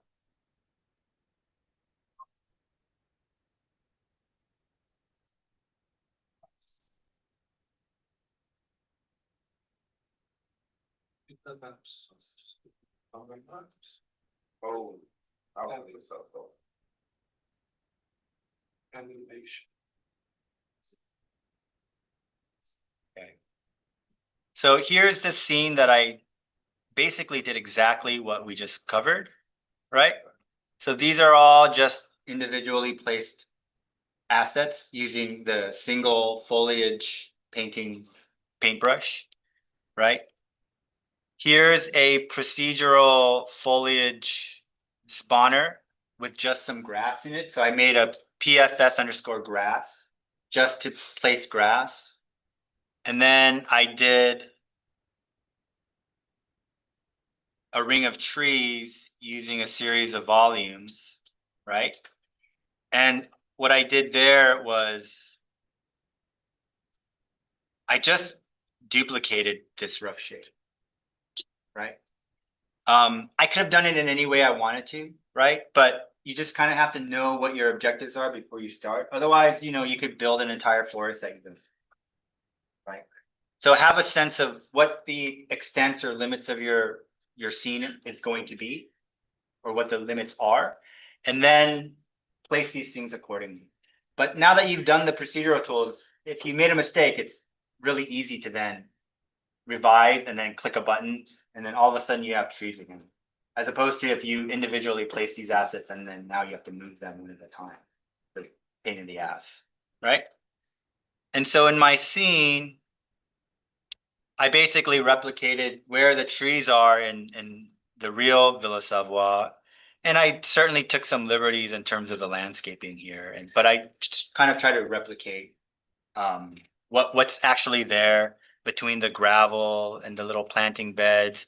And then this is again the landscape nanite material to get some um, geometry for my gravel, right? And then I have here somewhere a camera that I placed. And so I wanted this to be my initial view, right? And since I'm close to the gravel, I think like having a nanite gravel makes sense. The foreground, I'm using depth of field, so my foreground is a little blurry. So the shitty grass texture doesn't bother me because it's blurred anyway, right? But some of the grass here, I might want more detail, right? So I use the procedural foliage there. And then you can see I added some assets of dead leaves on the grass surface. And I added a particle system for dropping leaves, right? We'll cover particles later, but this is just a bell and or a whistle for later on, right? Just to sort of add more visual interest to your shot. But you have to have a shot first. Then you have to know what to make interesting, right? Or why you would want to add this particular feature to make it interesting, right? And so the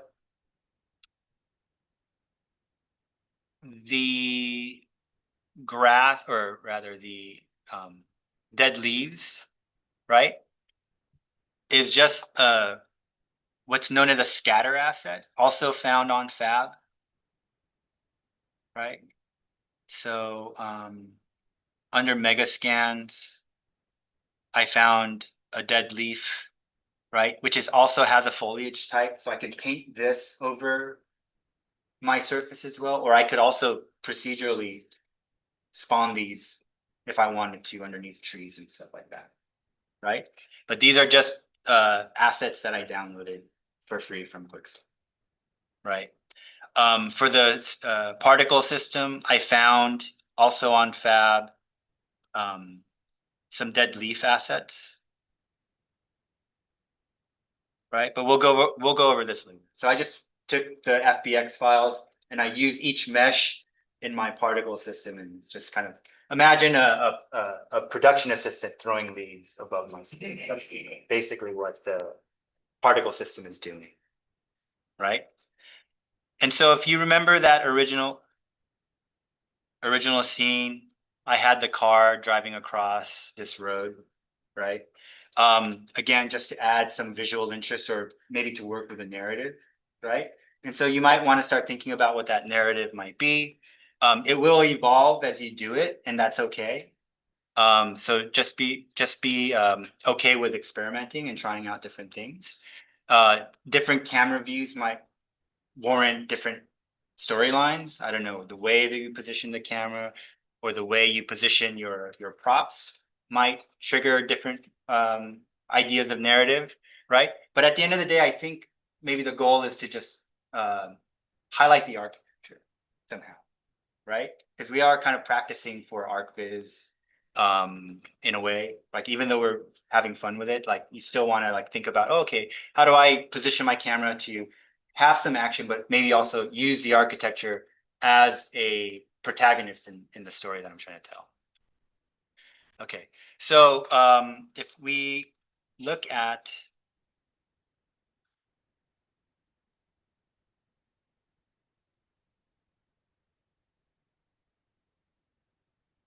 I guess I saved it in here too. Or did I have it on my desktop? Shit.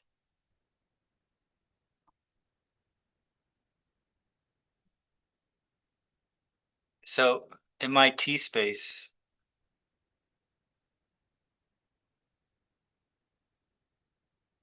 right? I had some videos, right? So these are kind of shown at various stages of development, right? So this is just the car moving, kind of ghost, like a ghost floating by. Like there's no physics involved. I'm just moving the car, right? The wheels aren't even turning, right? Right. So I'm just the wind is kind of blowing. I'm framing my shot. I've got my gravel that's creating this really nice shadow with a sun. So I want to position the sun. This is the south side, so I am trying to stay true to the reality of Le Savoir, right? So there's really not much going on here, right? And then later on, I'm gonna use a more so here my card does have physics and it is moving around, so we can see that the wheels are actually turning in this one. I don't know if that's obvious, right? And so I can start adding details as we go, but I really right now just want to block it out because who knows if I want a car there. So why bother going through the physics of the car and like making it look real? If at the end of the day, I just think it's going to look stupid and I'm going to take it out anyway, right? So do things as simply and as easily as possible, even if it's very rough, just so that you can get a sense of, do I like it? Do I not? If I like it, I'm going to invest more time in making it better, right? Let's make this car move, right? And we're going to use sequencer for that, right? There are a variety of ways I can do it, right? So one is I can play the game and record myself driving. And that's going to have physics. And I'm going to be able to steer the car and sort of do that live and have Unreal record that. And then I could play that back in my scene and just have the car perform the action that I want. That's sort of like hiring an actor and having them perform. The downside of that is you might have a shitty actor, or I might not be able to drive that car very well, right? And I might not be able to repeat that over and over again, right? But I could certainly do it, and that does take advantage of the physics of the car, right? The other way I can do it is just take that static mesh and just move it, right? And we could use Unreal Sequencer to do that. And then there's another method which I opted for, which is to create a spline. I found like a blueprint that allows like an asset, like a playable character asset, to just follow the line, kind of like a dumb actor, just doing exactly what they're told, right? But then you take advantage of the physics, but you can create repeatable movements, right? So let's start with like the most basic version of that, which is just the dumb moving of the car, right? So here we have our sports car pawn, right? We have our scene. You know, let's ignore the leaves for now. I'm just going to turn off some of these things. Well, whatever. It doesn't matter if they're on. And I have a camera in my scene, right, which I'm going to use. So let's go into our world outliner. I'm just going to close some of these up. As you can see, these are starting to now get very dense as well. And so in my scene, you guys all did the cinematics tutorial, yes? So hopefully this is somewhat familiar to you, right? So in my contents, I'm going to create a cinematics folder, right? And I'm going to create a cinematic or a sequence. So right click, cinematic, level sequence, ls underscore. I'm going to call this master. Oh no, there already is. Let's just do it main, right? In this cinematics folder, I need to have a level sequence actor in the scene. So I'm going to just drag this out into my scene, anywhere in my scene, right? I'm not going to do that because I already have one here, right? If I hit F, you can see where it's located, right? And I can assign the sequence that I just created to be my main level sequence. Okay. And so I can open my level sequence actor. It gives me my timeline. I'm going to dock it here. Whoops. I'm going to dock it in here, right? So I can toggle between my content browser and my level sequence. There's nothing in here, it's just a time limit. Right? And I also want to be able to see cinematically what I'm doing as well as access my level. So I'm going to click on this little drop down arrow and I'm going to go into this 2-pane layout. Right? And so this is going to be my cinematic viewport. So allow cinematic control is checked. And this, I want to make sure that allow cinematic control is unchecked, right? So my left camera is not going to move, but my right camera is going to still allow me to kind of fly through and do stuff. Right? And let's make this a little bit bigger so I can see. Right? So the first thing I want to do is create my scene. I want to be able to use my camera. Actually, that's not even the first thing. First thing I want to do is I want to set my frame rates. Right? Does anyone know anything about the appropriate frame rates for films, or like what film frame rates are? 60. No, absolutely not. And I'll tell you why. Right? So 30 to 60 is like gaming frame rates. 60 is gaming frame rates. 30 is soap opera frame rates. Anybody watch a soap opera or a telenovela? Yeah. And it's like kind of like a very strange experience watching. It looks very different from everything else you watch. And it's because the frame rates are higher. A video game looks kind of fake and plastic because the frame rates are so high. Gamers love to talk about how fast their graphics cards are and what their frame rates are, but it actually is not the way we see in reality, right? So filmmakers figured out the best frame rate imaginable to replicate how we experience reality, and that's 24 frames per second. Right? So all film, every movie, I don't care from whoever you talk to, they're going to be 24 frames per second. And the exposure rate is tied to your frame rate. And the reason that is we all experience something called motion blur. Right? If something moves fast, we can't focus on it. Right? If it's blurry in front of us, right? And so when we film films, we want our cameras to have that same phenomenon. So when we see something moving on screen, it looks as though it would if we were to experience that movement in the light, right? All that to say, make this 24. Always use 24. 24. Right? And the exposure, in case you want to make films someday, is 1/2 of the frame rate, 2 times the frame rate. Right? Again, there are no photographers here, right? So your exposure is 1/50 seconds. So 1/50th of a second is your exposure, which is the amount of time your shutter is open while it's recording the visual image. Right? That length of time and the movement of something fast is going to give you that motion blur. Right? We can't do that in Unreal, but we certainly do that on our cameras. But in Unreal, motion blur is handled in a different way, right? But frame rates still need to be 24 frames per second in order to have that film quality. Okay, so always set your cinematics. All of your cinematics for this class should be 24 frames per second. Okay, so 24 frames per second means there's 24 frames in 1 second. So in a 30-second video, it's going to be 30 times 24. That's the number of frames we're getting. Right? So you can start to change, what is that? 240, 480, 720? Is that right? Or 580, 560? 720, 720, right?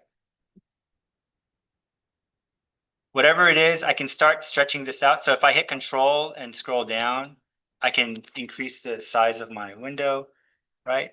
But it doesn't really matter at this point. We're just experimenting, right? But eventually you're going to want to control the number of frames you're dealing with, so that you know exactly how long your video sequence is, right? And so now we can start doing things. We can start adding things in our tracks, right? So in the tutorial, we were dealing with shot tracks. You remember different shot tracks? Does that sound familiar? Hopefully, right? So a bunch of different shot tracks lived in the master sequence, right? And so let's just set it up that way. So right now we are in our main or master sequence, right? So what I can do is right click here. I can create another cinematic, right? And I'm going to call this LS. Let's just call it shot 1. Shot 01, just in case I have more than that, right? Or I could call this shot 1 car or something. Something that, whatever's going to help you understand what it is. And so now in my sequencer, I can add a shot track. And if I click on this plus button, I have all of my level sequences here. I'm going to scroll down to my shot 1. Here, I'm just going to type shot 1, right?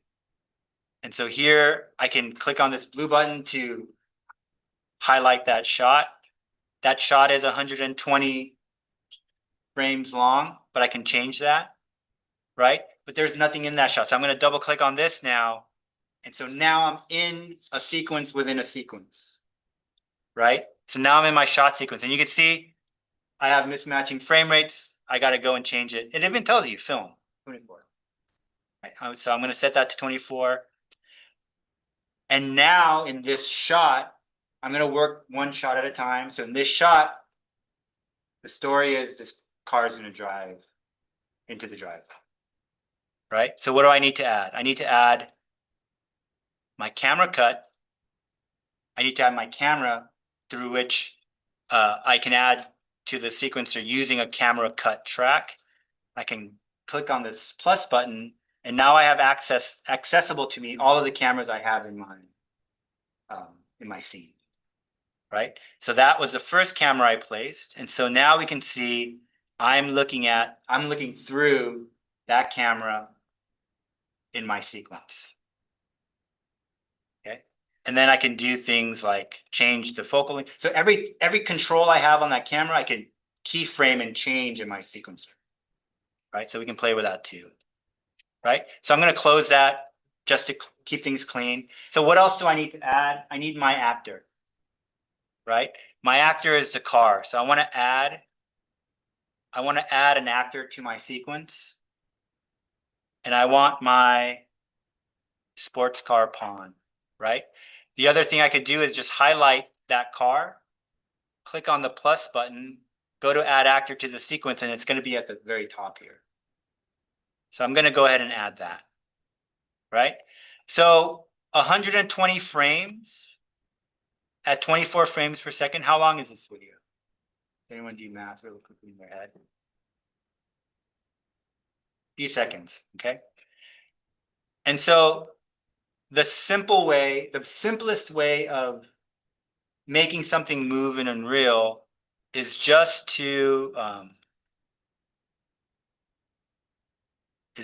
add a transform track, right? A transform is location, rotation, and scale collectively, right? So I can key and change location, rotation, and scale using this track, right? So I have the car in the starting position. So if I just want to change the location, right, I could open this up and I could also only change X, Y if I wanted to, right? But I'm just going to click on this little plus button here to create a key for X, Y, and Z for this car, right? And let's say at 120 frames, I'm going to move my slider over. I want this car to be somewhere else. I want it to move, right? So I can click on this little diamond with a key and toggle that on. This is my auto key. So it means whatever changes I make here will automatically key at the location that I've designated on this timeline, right? So one option would be to take this car and then just slide it over here and say I want it to end up here, right? And so now you can see after I let go, it creates a keyframe here. right? So now if I do this, my car is gonna move back and forth within that time. Okay, so this is like the dumbest, quickest way of doing it. So now if I hit play, I can start to see that's the speed in which that car is gonna move. Yeah.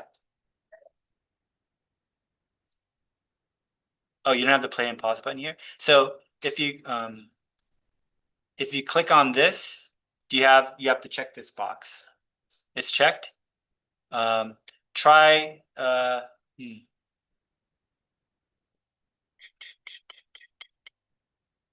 does it look exactly like this? Um,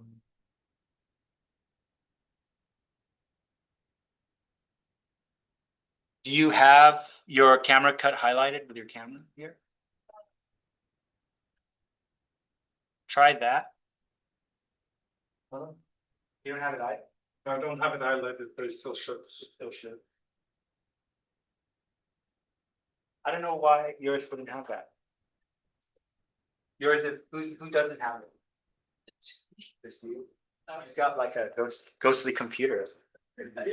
Yours is haunted by architecture students past, maybe.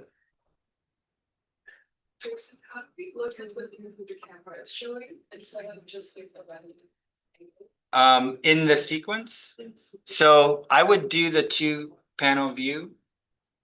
So if you click on this drop down arrow or drop down sort of menu icon, go to layouts and do the 2-pane view. Yeah, and then in yours, and then is this allow cinematic control check? Yeah. Okay, so now in your viewport, as long as your time slider is within the active area of the camera cut, and this is checked. So click on the little blue, you see where my, yeah, so now, yeah. So now your camera is highlighted, basically, yeah. And so maybe this is enough to just sort of test out your scene, right?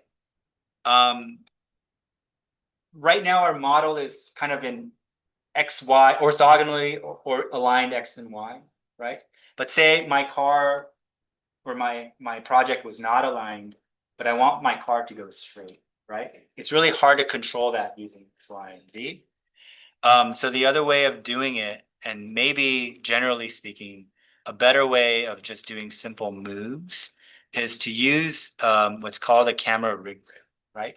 So this is an asset that's designed to support a camera, right? So I can remember I can toggle between rotation, scale, and move with the W, E, and R key. So I'm going to rotate this by 90 degrees, right?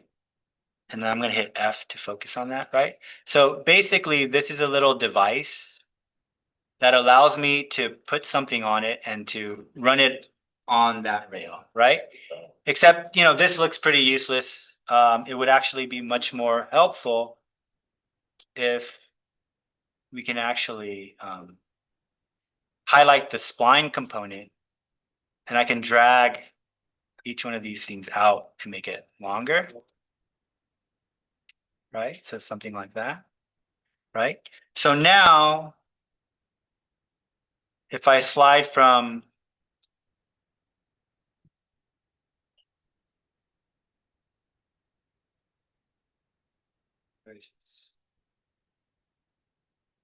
camera rig row. If I slide from 0 to 1, so 0 is always the start and 1 is always no matter how long we make it, right?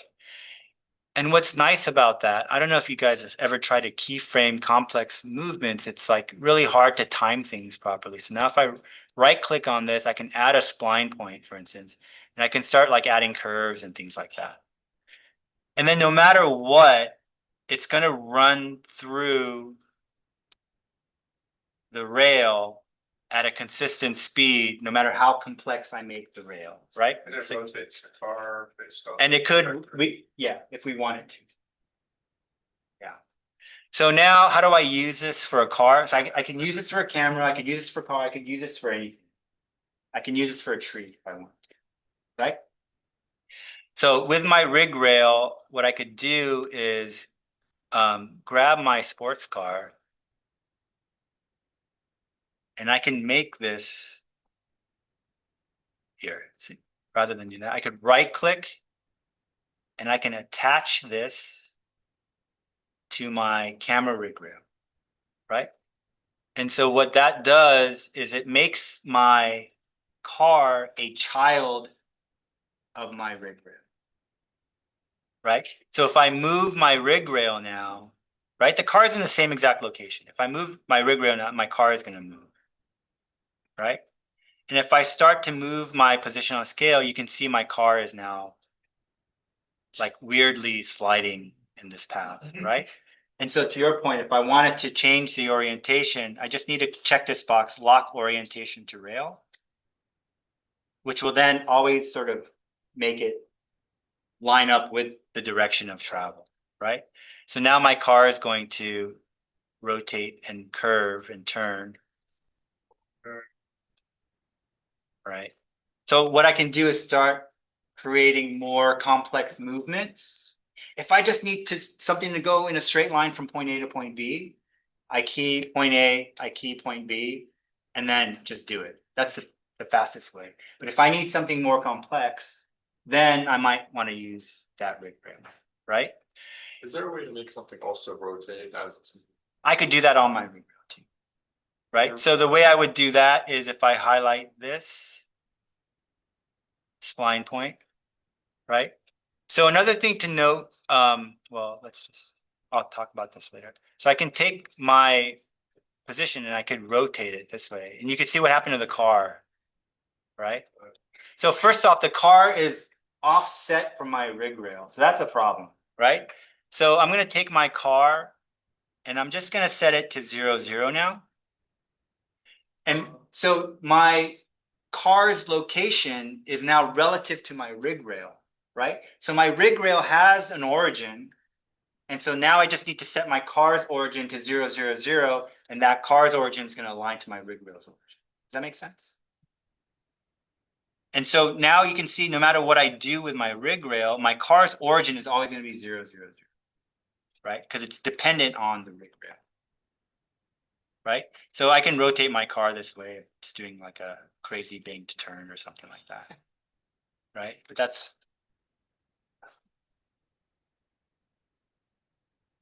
I'm going to undo that. I'll reset the rig rail. Oh wait, what just happened? In my rig rail, I want to lock orientation. So I just need to rotate my car. Oh wait, here we go. Let's set this to 0, 0, 0, right? So now my car is aligned to my rig rail, but my rig rail is now off-road. So I'm going to highlight my rig rail. It's not letting me do that for some reason. And I'm going to move that over. I'm going to highlight the spline point, right? I can toggle between spline points here. So if I click on this little forward button, it should anyway, go to my next spline point, right? So now this one's highlighted. I want to delete that point. Well, it's not letting me delete that point. I'm going to right click. Can I delete it this way? Delete spline point, right? And I want to kind of create my path.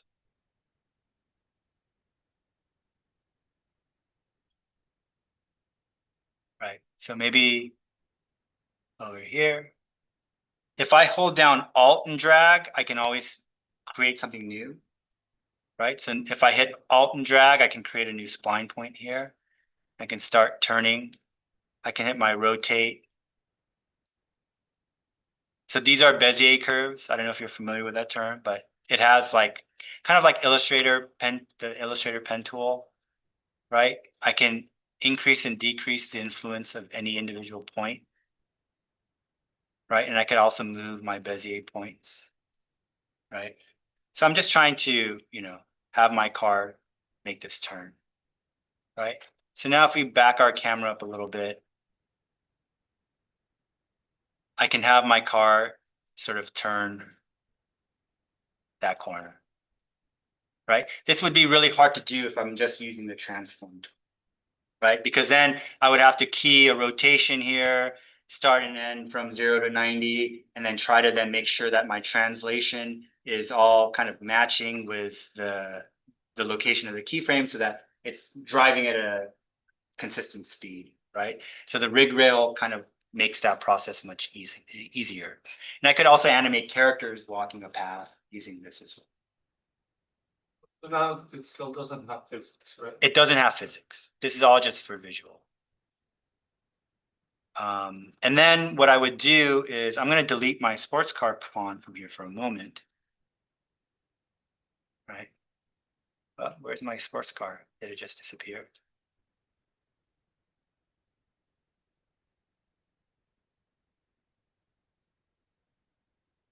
Let's set this to 0. Is my sports car, what happened? Set this back to 0, 0, 0.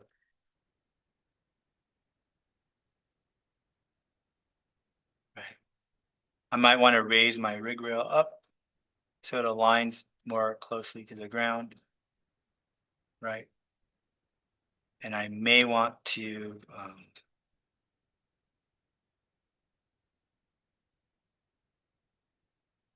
well, anyway, I do want to change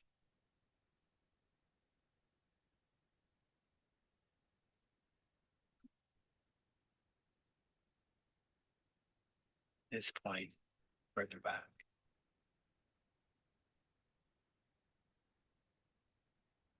Now,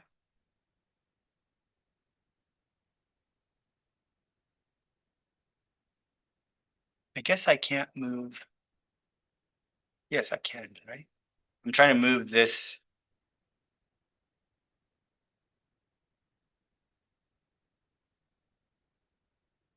Last one further back.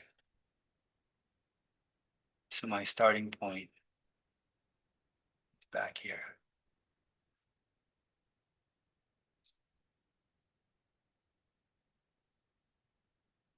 Something like that. Right? I can move it further back. Maybe I want the car to be off camera, come in.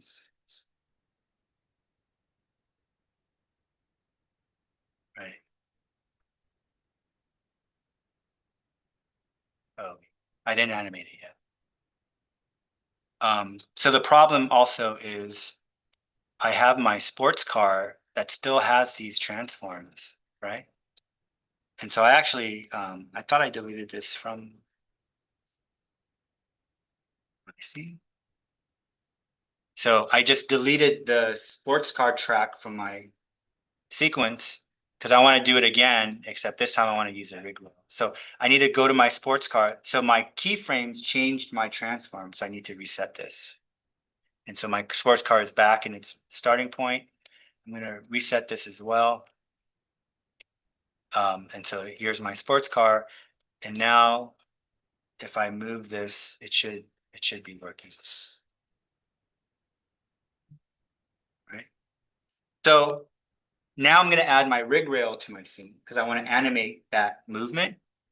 So I can, with my rig rail highlighted, I can click on this little plus button, add actor to sequence, and add the camera rig rail. And really, I don't really need to do much else. I can click on this plus button. And remember what we were moving was the current position on rail. So if I click on my camera rig rail and click on this plus, all of these things I can do in the details panel, I can keyframe and animate. And so all of those should be available to me to use, right? So current position on rail is what I want to animate, right? And so I want to set my starting point. I want to set this to 0. And then I can set a key there and I can go to 120.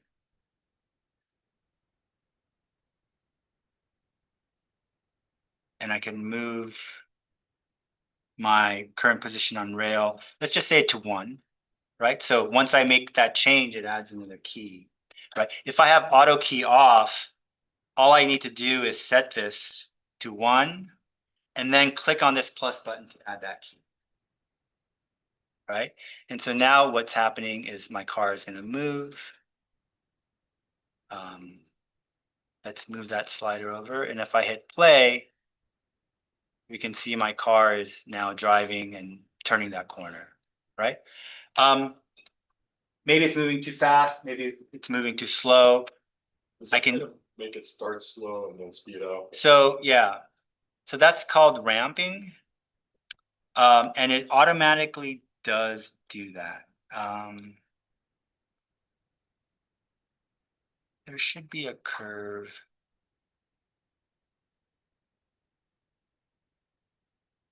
So it automatically does ramp up and slow down.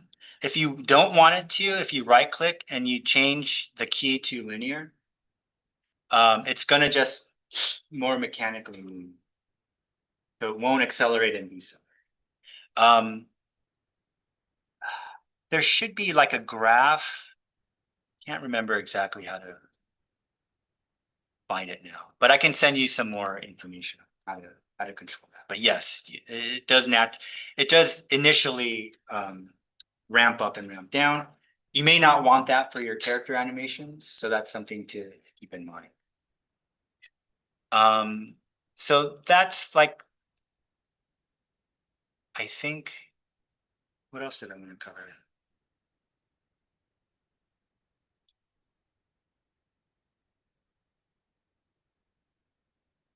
And so the quick way to get your videos out would be to just click on this little clacker key. Actually, if you click on this, so you have 2 versions of rendering in this scene. By default, the movie render queue is not available or is not on. You'll see this movie scene capture, right? So if I click on that and I click on the clacker, it's going to give me an export window, and I can export this as an AVI, and I could, tell it where I want it to go, right? It's going to save it in the content folder, right? Which is fine. And I can hit capture movie, and it's just going to capture my 120 frames, right? So then if I go into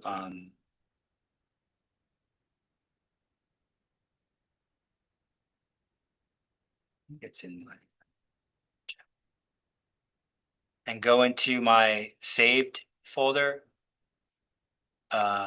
there is a movie renders. I think it's in here. No, it's not in here.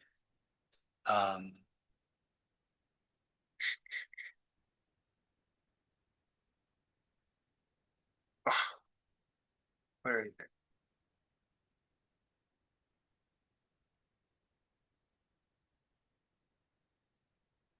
Saved video captures. So Villa Savoie saved video captures. So if we go into our saved folder, why don't I see video captures?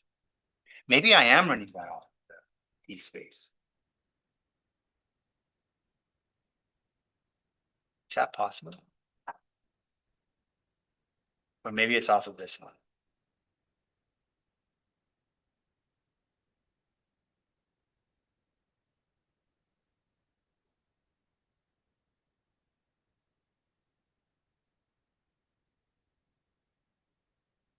This doesn't have it either.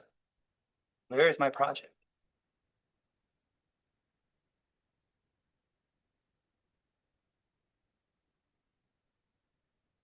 So if you ever lose your project, which could happen clearly, you can just hover over this and this will tell you where it is. So this is, okay. So this is the one on my Dropbox. So let's go to Dropbox. It's not that.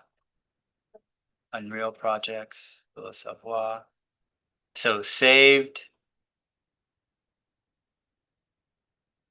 What? Did it create? It should create the folder for you. Maybe it didn't do it for some reason.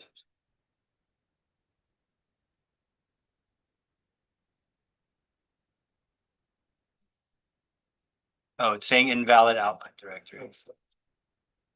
Um, so with Dropbox, if you're using Dropbox or anything, you may need to pause the sync.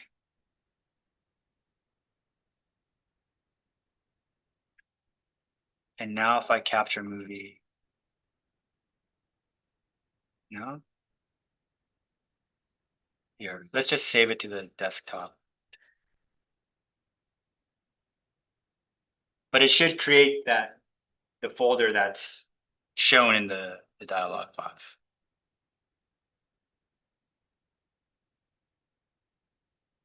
Okay, capture. So this is saying it's a read only. All right.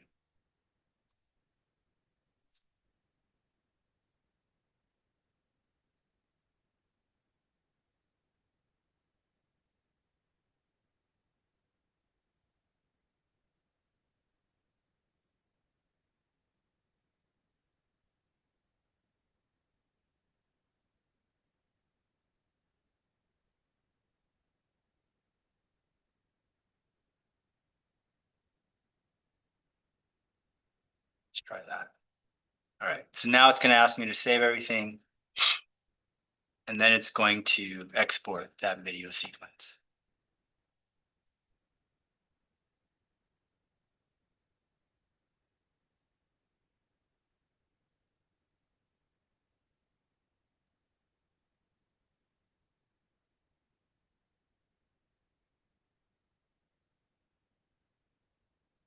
So the other way of exporting a higher quality video or even still renderings is to use what's called the movie render queue.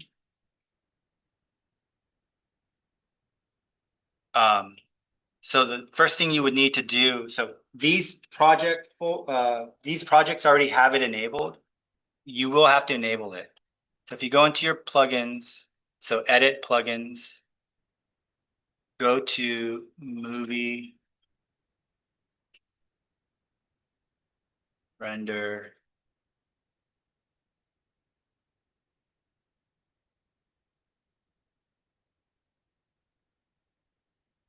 Is it currently rendering? It is, that's why it's extra slow.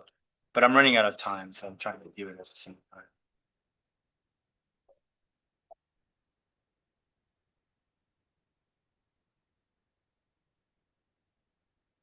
There's ways to add thunder or weathering or rain.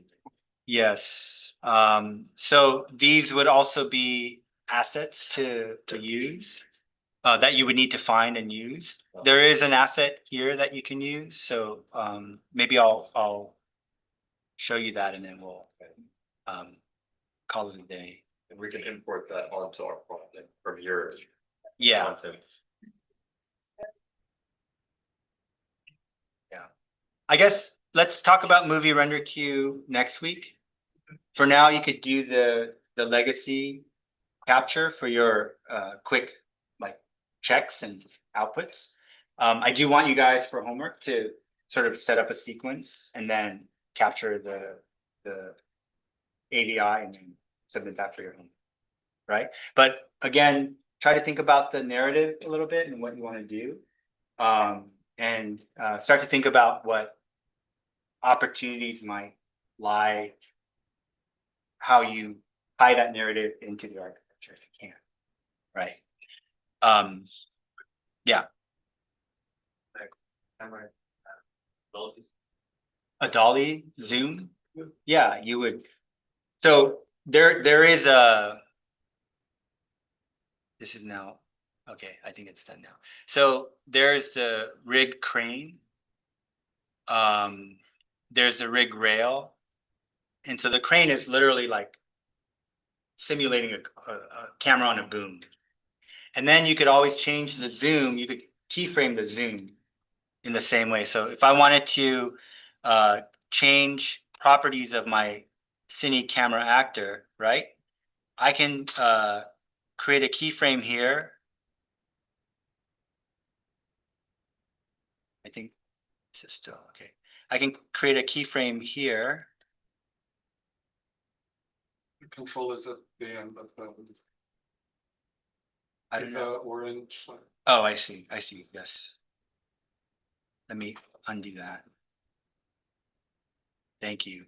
So I want to make sure I'm placing the keyframe according to where my time slider is. So I can place a keyframe here and then move it forward, and I could change my focal length. So if I want to zoom in, I need to set this to something like, say, 150, and then set a key. It just automatically set my key. And so now as I slide through, I can zoom in, right? So I could also change my focus and do the same set of keyframes, so I can shift my focus as I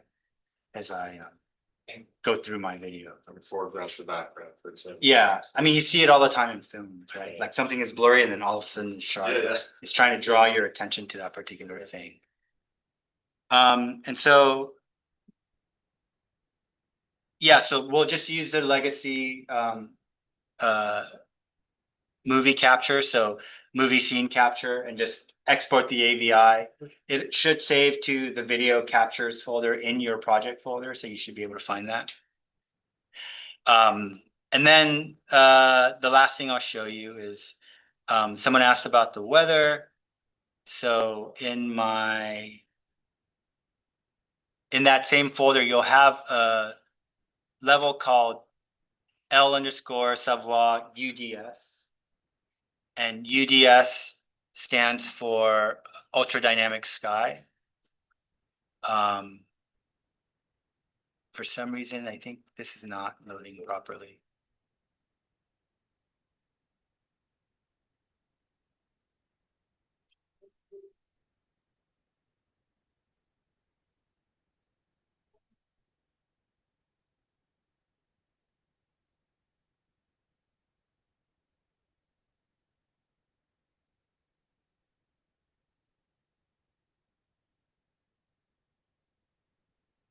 So there's a folder in the contents called ultra dynamic sky. If you go to blueprints, you can drag that into your scene. Hopefully it doesn't crash my computer.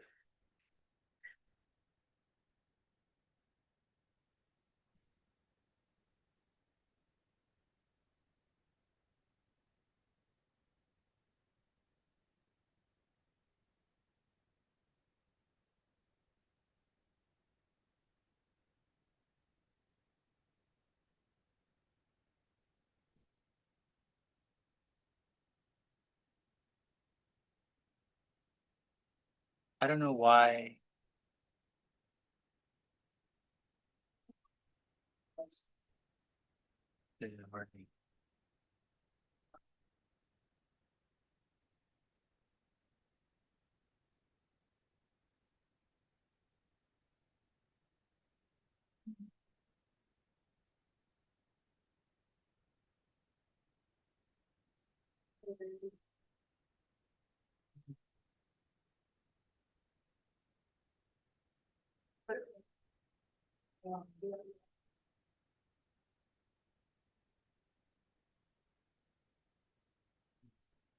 Maybe I'll show you this next week, just because it doesn't seem to be working.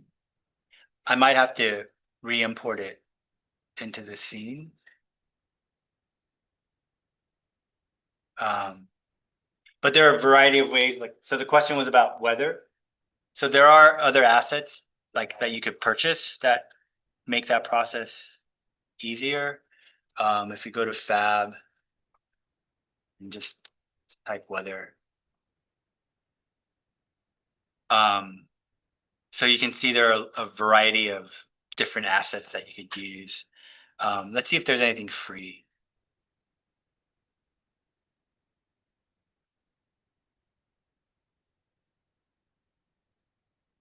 Right, so here's a free weather system. You can add some snow. I mean, in theory, here's some rain. And it sort of places a surface where water starts to look like it's rippling and creating waves. And so if you're using it for personal purposes, it's free. So you can download that. There is an asset called Ultra Dynamic Sky that for some reason is not working in this project, but I'll figure that out and I'll show you tomorrow. But you could add rain, wind, snow, stuff like that. The wind there won't work with the tree, so you have to kind of line up the tree wind to the weather wind, but yes, you could certainly simulate that. And then the last thing I will show you is next week we'll talk a little bit about animating characters as well in your scene. And so let's see if I can get this up and running.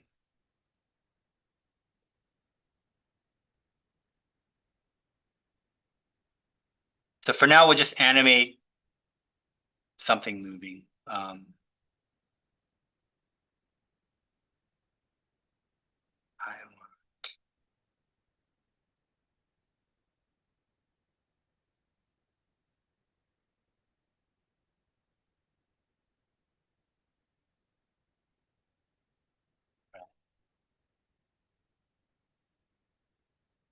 So here's my scene. I basically downloaded, so in the architecture folder,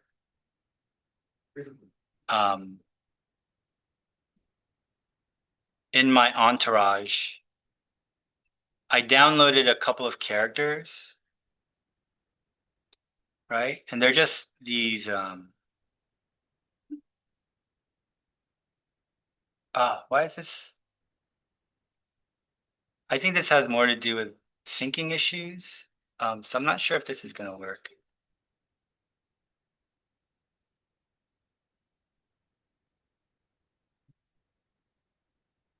Yeah, you know what? This didn't sync all the way. Let me see if I can close this.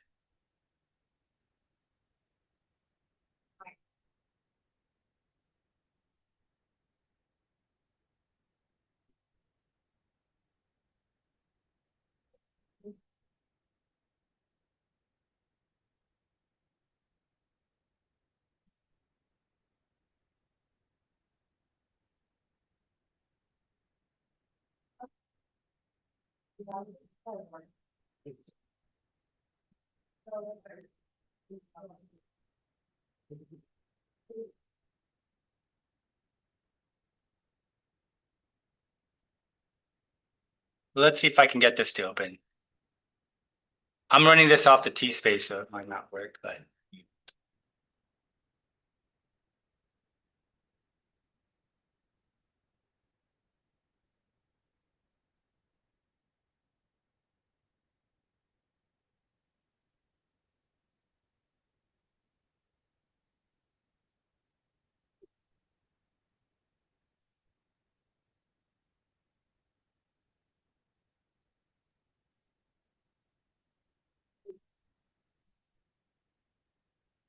Any questions while this loads up?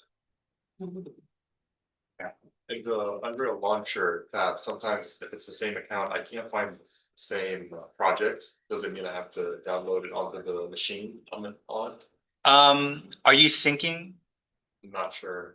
So if you're using like OneDrive and trying to sync the same project on Yeah. two machines, you just have to make sure it syncs. And then once you open it, it should appear on the Epic Games Launcher I see. library, but you have to open it once. Oh, okay. So here's the asset that I'm using for my animations. It's just a stand-in character, right? I could swap this out for anything, right? But just for ease, I used these characters. And then there's a site called Mixamo.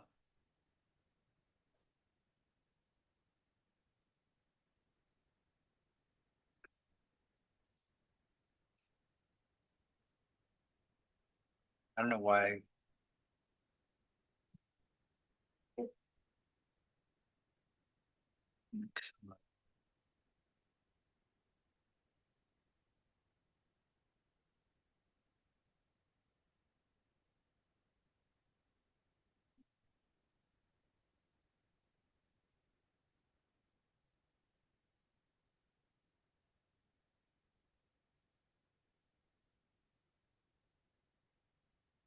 Oh my goodness.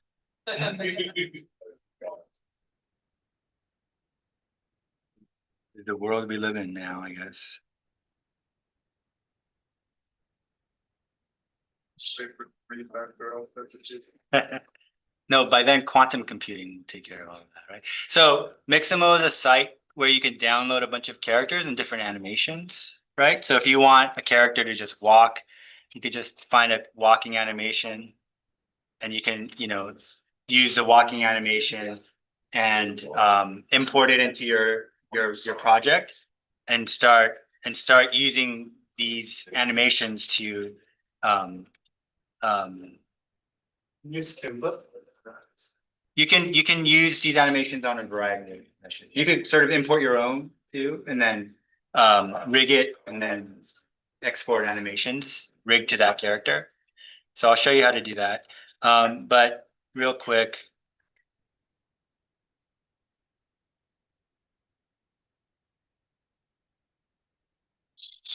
So in this particular scene. Oh my goodness, what's going on? Cinematics.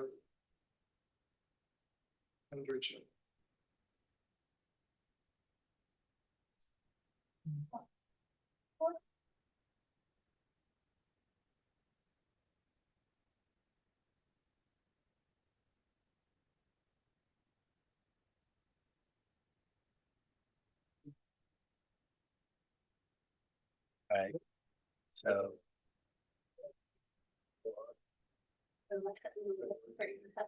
So I just gathered a bunch of animations. So You see that? Oh.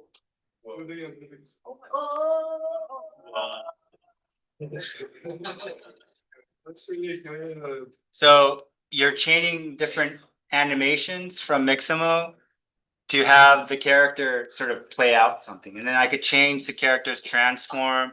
I could use camera rig rails to like make the character move. That's really fun.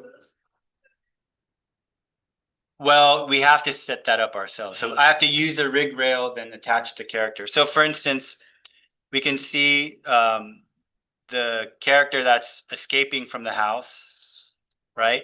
Once he falls, I like get rid of that character. And I have another character that looks exactly the same running on a rig rail, like getting up and running on a rig, right? So you don't have to use the same thing. They look identical. You can just replace it, right? And so you certainly could make it run, but I'm kind of taking advantage of the tall grass because when they land, like I couldn't find an animation that showed them landing in the way I wanted them to, and then also getting up and all of that stuff is a little bit more hidden and maybe believable with the tall grass in the way. And then the character running is just a jump and a running animation, and they're running on a rig rail, and then I start moving the camera to follow that camera around. Right. Running spirit. And so then I did like a different take. What? Where here the character's escaping, kind of doing the same thing. The falling is exactly the same, except this time the character is not going to run across the field, but is sort of like sneaking around and then starts running away back in the direction that the car came from, right? And so, there's a surprising amount of running and walking. You're going to find plenty of running, right? But I wanted like a scared run, which I think so I wanted the character to run scared. So you can start to kind of change, Style. right? could have him run like this. That's how I. And with less style, he starts to look kind of scared. Right? And then I could like have his arms kind of further out, so he's like even more scared. And I can make him run faster. Right? So this looks like he's running very scared, right? So then I can kind of like download this, and I'll show you that process later, but I would download this as just an animation. I would download, so with skin or without it, with the skeletal mesh or without. So I can download the skeletal mesh and I could download a bunch of these animations that I could associate with that skeletal mesh so that I can have the character perform all of those actions, right? So like, you know, the climbing out the window was just one of the climb down. Right? I think it's climbing down the wall, right? So I just used this and then spliced it in with a bunch of animation. Then you could change them together to create more of like a seamless sequence. And so you could see in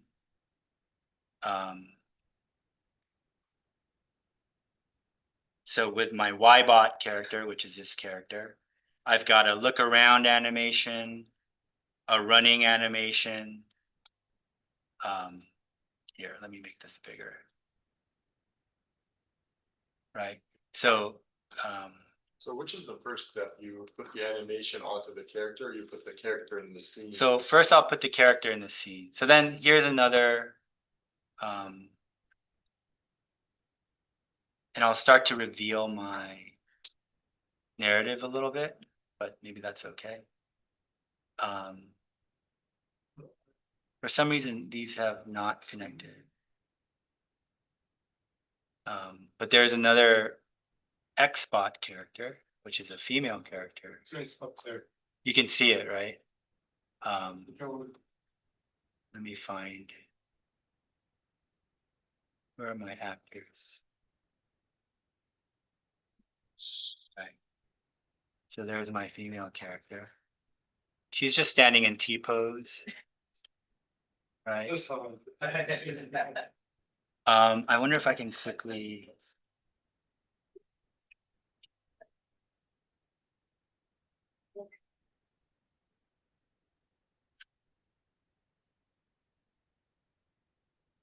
Smoke character. Ah. How do I assign actor?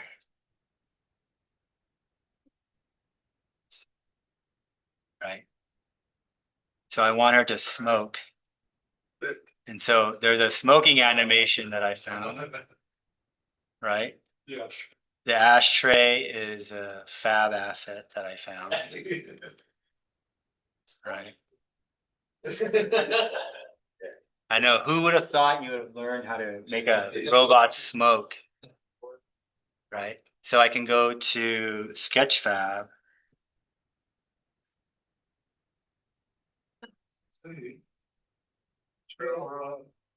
Downloaded both of it. And then I could just type cigarette. Which you do. Sound one. Right? You can And talk so everything all. I can download a cigarette asset and then I'll show you how to connect the cigarette and have the robot hold the cigarette and the cigarette will move. And then I could use a particle system to have the smoke coming out of the cigarette. I can add a material to make the tip of the cigarette glow. I can have a particle system where she can blow out the smoke. So again, like these are things I would do, not because you can do them, but you want it to support the narrative, right? So the narrative is the car is the husband coming home, and the car goes past the house. The guy sneaks out the window and the woman is smoking a cigarette. So the point of that is like, one is it's more fun to make stories like that, but two, like how do you drive a narrative and maybe elicit an emotional response to your videos? Because who wants to just see cameras moving around looking at architecture?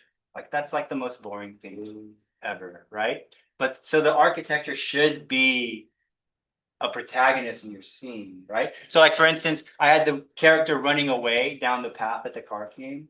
and then I had the character running across the field, right? So I might choose the character running across the field because then I could show another angle of the house or something, right? So maybe I'll still like make certain decisions to favor the architecture as a character in the narrative. And so I want you to kind of think about like what's the architect's role in the narrative that you're creating, and then also try to think about how do you elicit some kind of a response or reaction from your audience, right? So in this case, I want it to be funny, right? Because why not, right? You can make it scary, you can make it beautiful, you can make it poetic, sad. Like think of movie genres and why like we are so engaged with stories. It's because we connect with them and we have a response, we have a reaction to them. We relate to the characters or we relate to the places that these characters are occupying. And so you don't have to be Steven Spielberg or Godard or anything like that, right? But just think of adding these layers onto your scenes just to gain an additional level of engagement from your audience, right? And so the last thing I'll leave you with is just because you can do something in Unreal doesn't mean you should, right? I could populate my entire scene with monster trucks and have them destroying the but that just because I can do it doesn't mean I should, right? So really think about signal to noise, right? So make sure that you keep us in and that everything that's happening is somehow visually related to what you're trying to do, right? So for instance, like adding smoke might be a little more, it might be overkill, right? But one, if she's doing this and there's no smoke, then I'm taking my audience out of the scene, out of the image. Like, oh, that's not real, right? And so just adding smoke is going to keep us in the scene. You're not going to break the fourth wall, right? As they say. The other thing is I could use that trail of smoke to frame something, right? So she's got a cigarette, there's a trail, there's a cigarette in the ashtray, which is already alluding to somebody else in the scene. And I could have that trail of smoke frame my car coming into the scene. So then I'm trying to utilize everything that's in the scene to contribute to the narrative, right? Also in this scene, the car is like driving towards the female character. So there is a connection between one actor and another actor. And so I'm trying to compose the positions and locations of the camera to really work with and support the narrative I'm trying to create inside of the cinematic, right? And so so yeah, try to have fun with it, make us laugh or cry or scared or yeah, give it a go. But don't worry about the character stuff. It's really easy. Like I don't know, this is pretty easy. Or I know there are a lot of buttons to click and little checkboxes and stuff. It's also frustrating and hard to find and confusing. But I can make a robot smoke in like 5 minutes. That's pretty easy. I can make a car move down a driveway and add gravel to my road in like pretty quick, right? Pretty fast. And so in that sense, I think we should think about how accessible all of that is. And then is it worth the time to then have to check all those boxes and download all those plugins and install X, Y, and Z in order to do it? So the thing that's going to ultimately drive whether all of this is worth it or not is the creative process that you put in, right? So just keep that in mind as you work on it. But at the end of the day, this is your first project, so don't try to go out and win some kind of a short film award with it. Just try to elicit that reaction, that response, and try to have fun with it. So we'll make robots move next week, and then we'll add some weather and stuff like that. Okay. Okay, cool. Thank you. Thank you.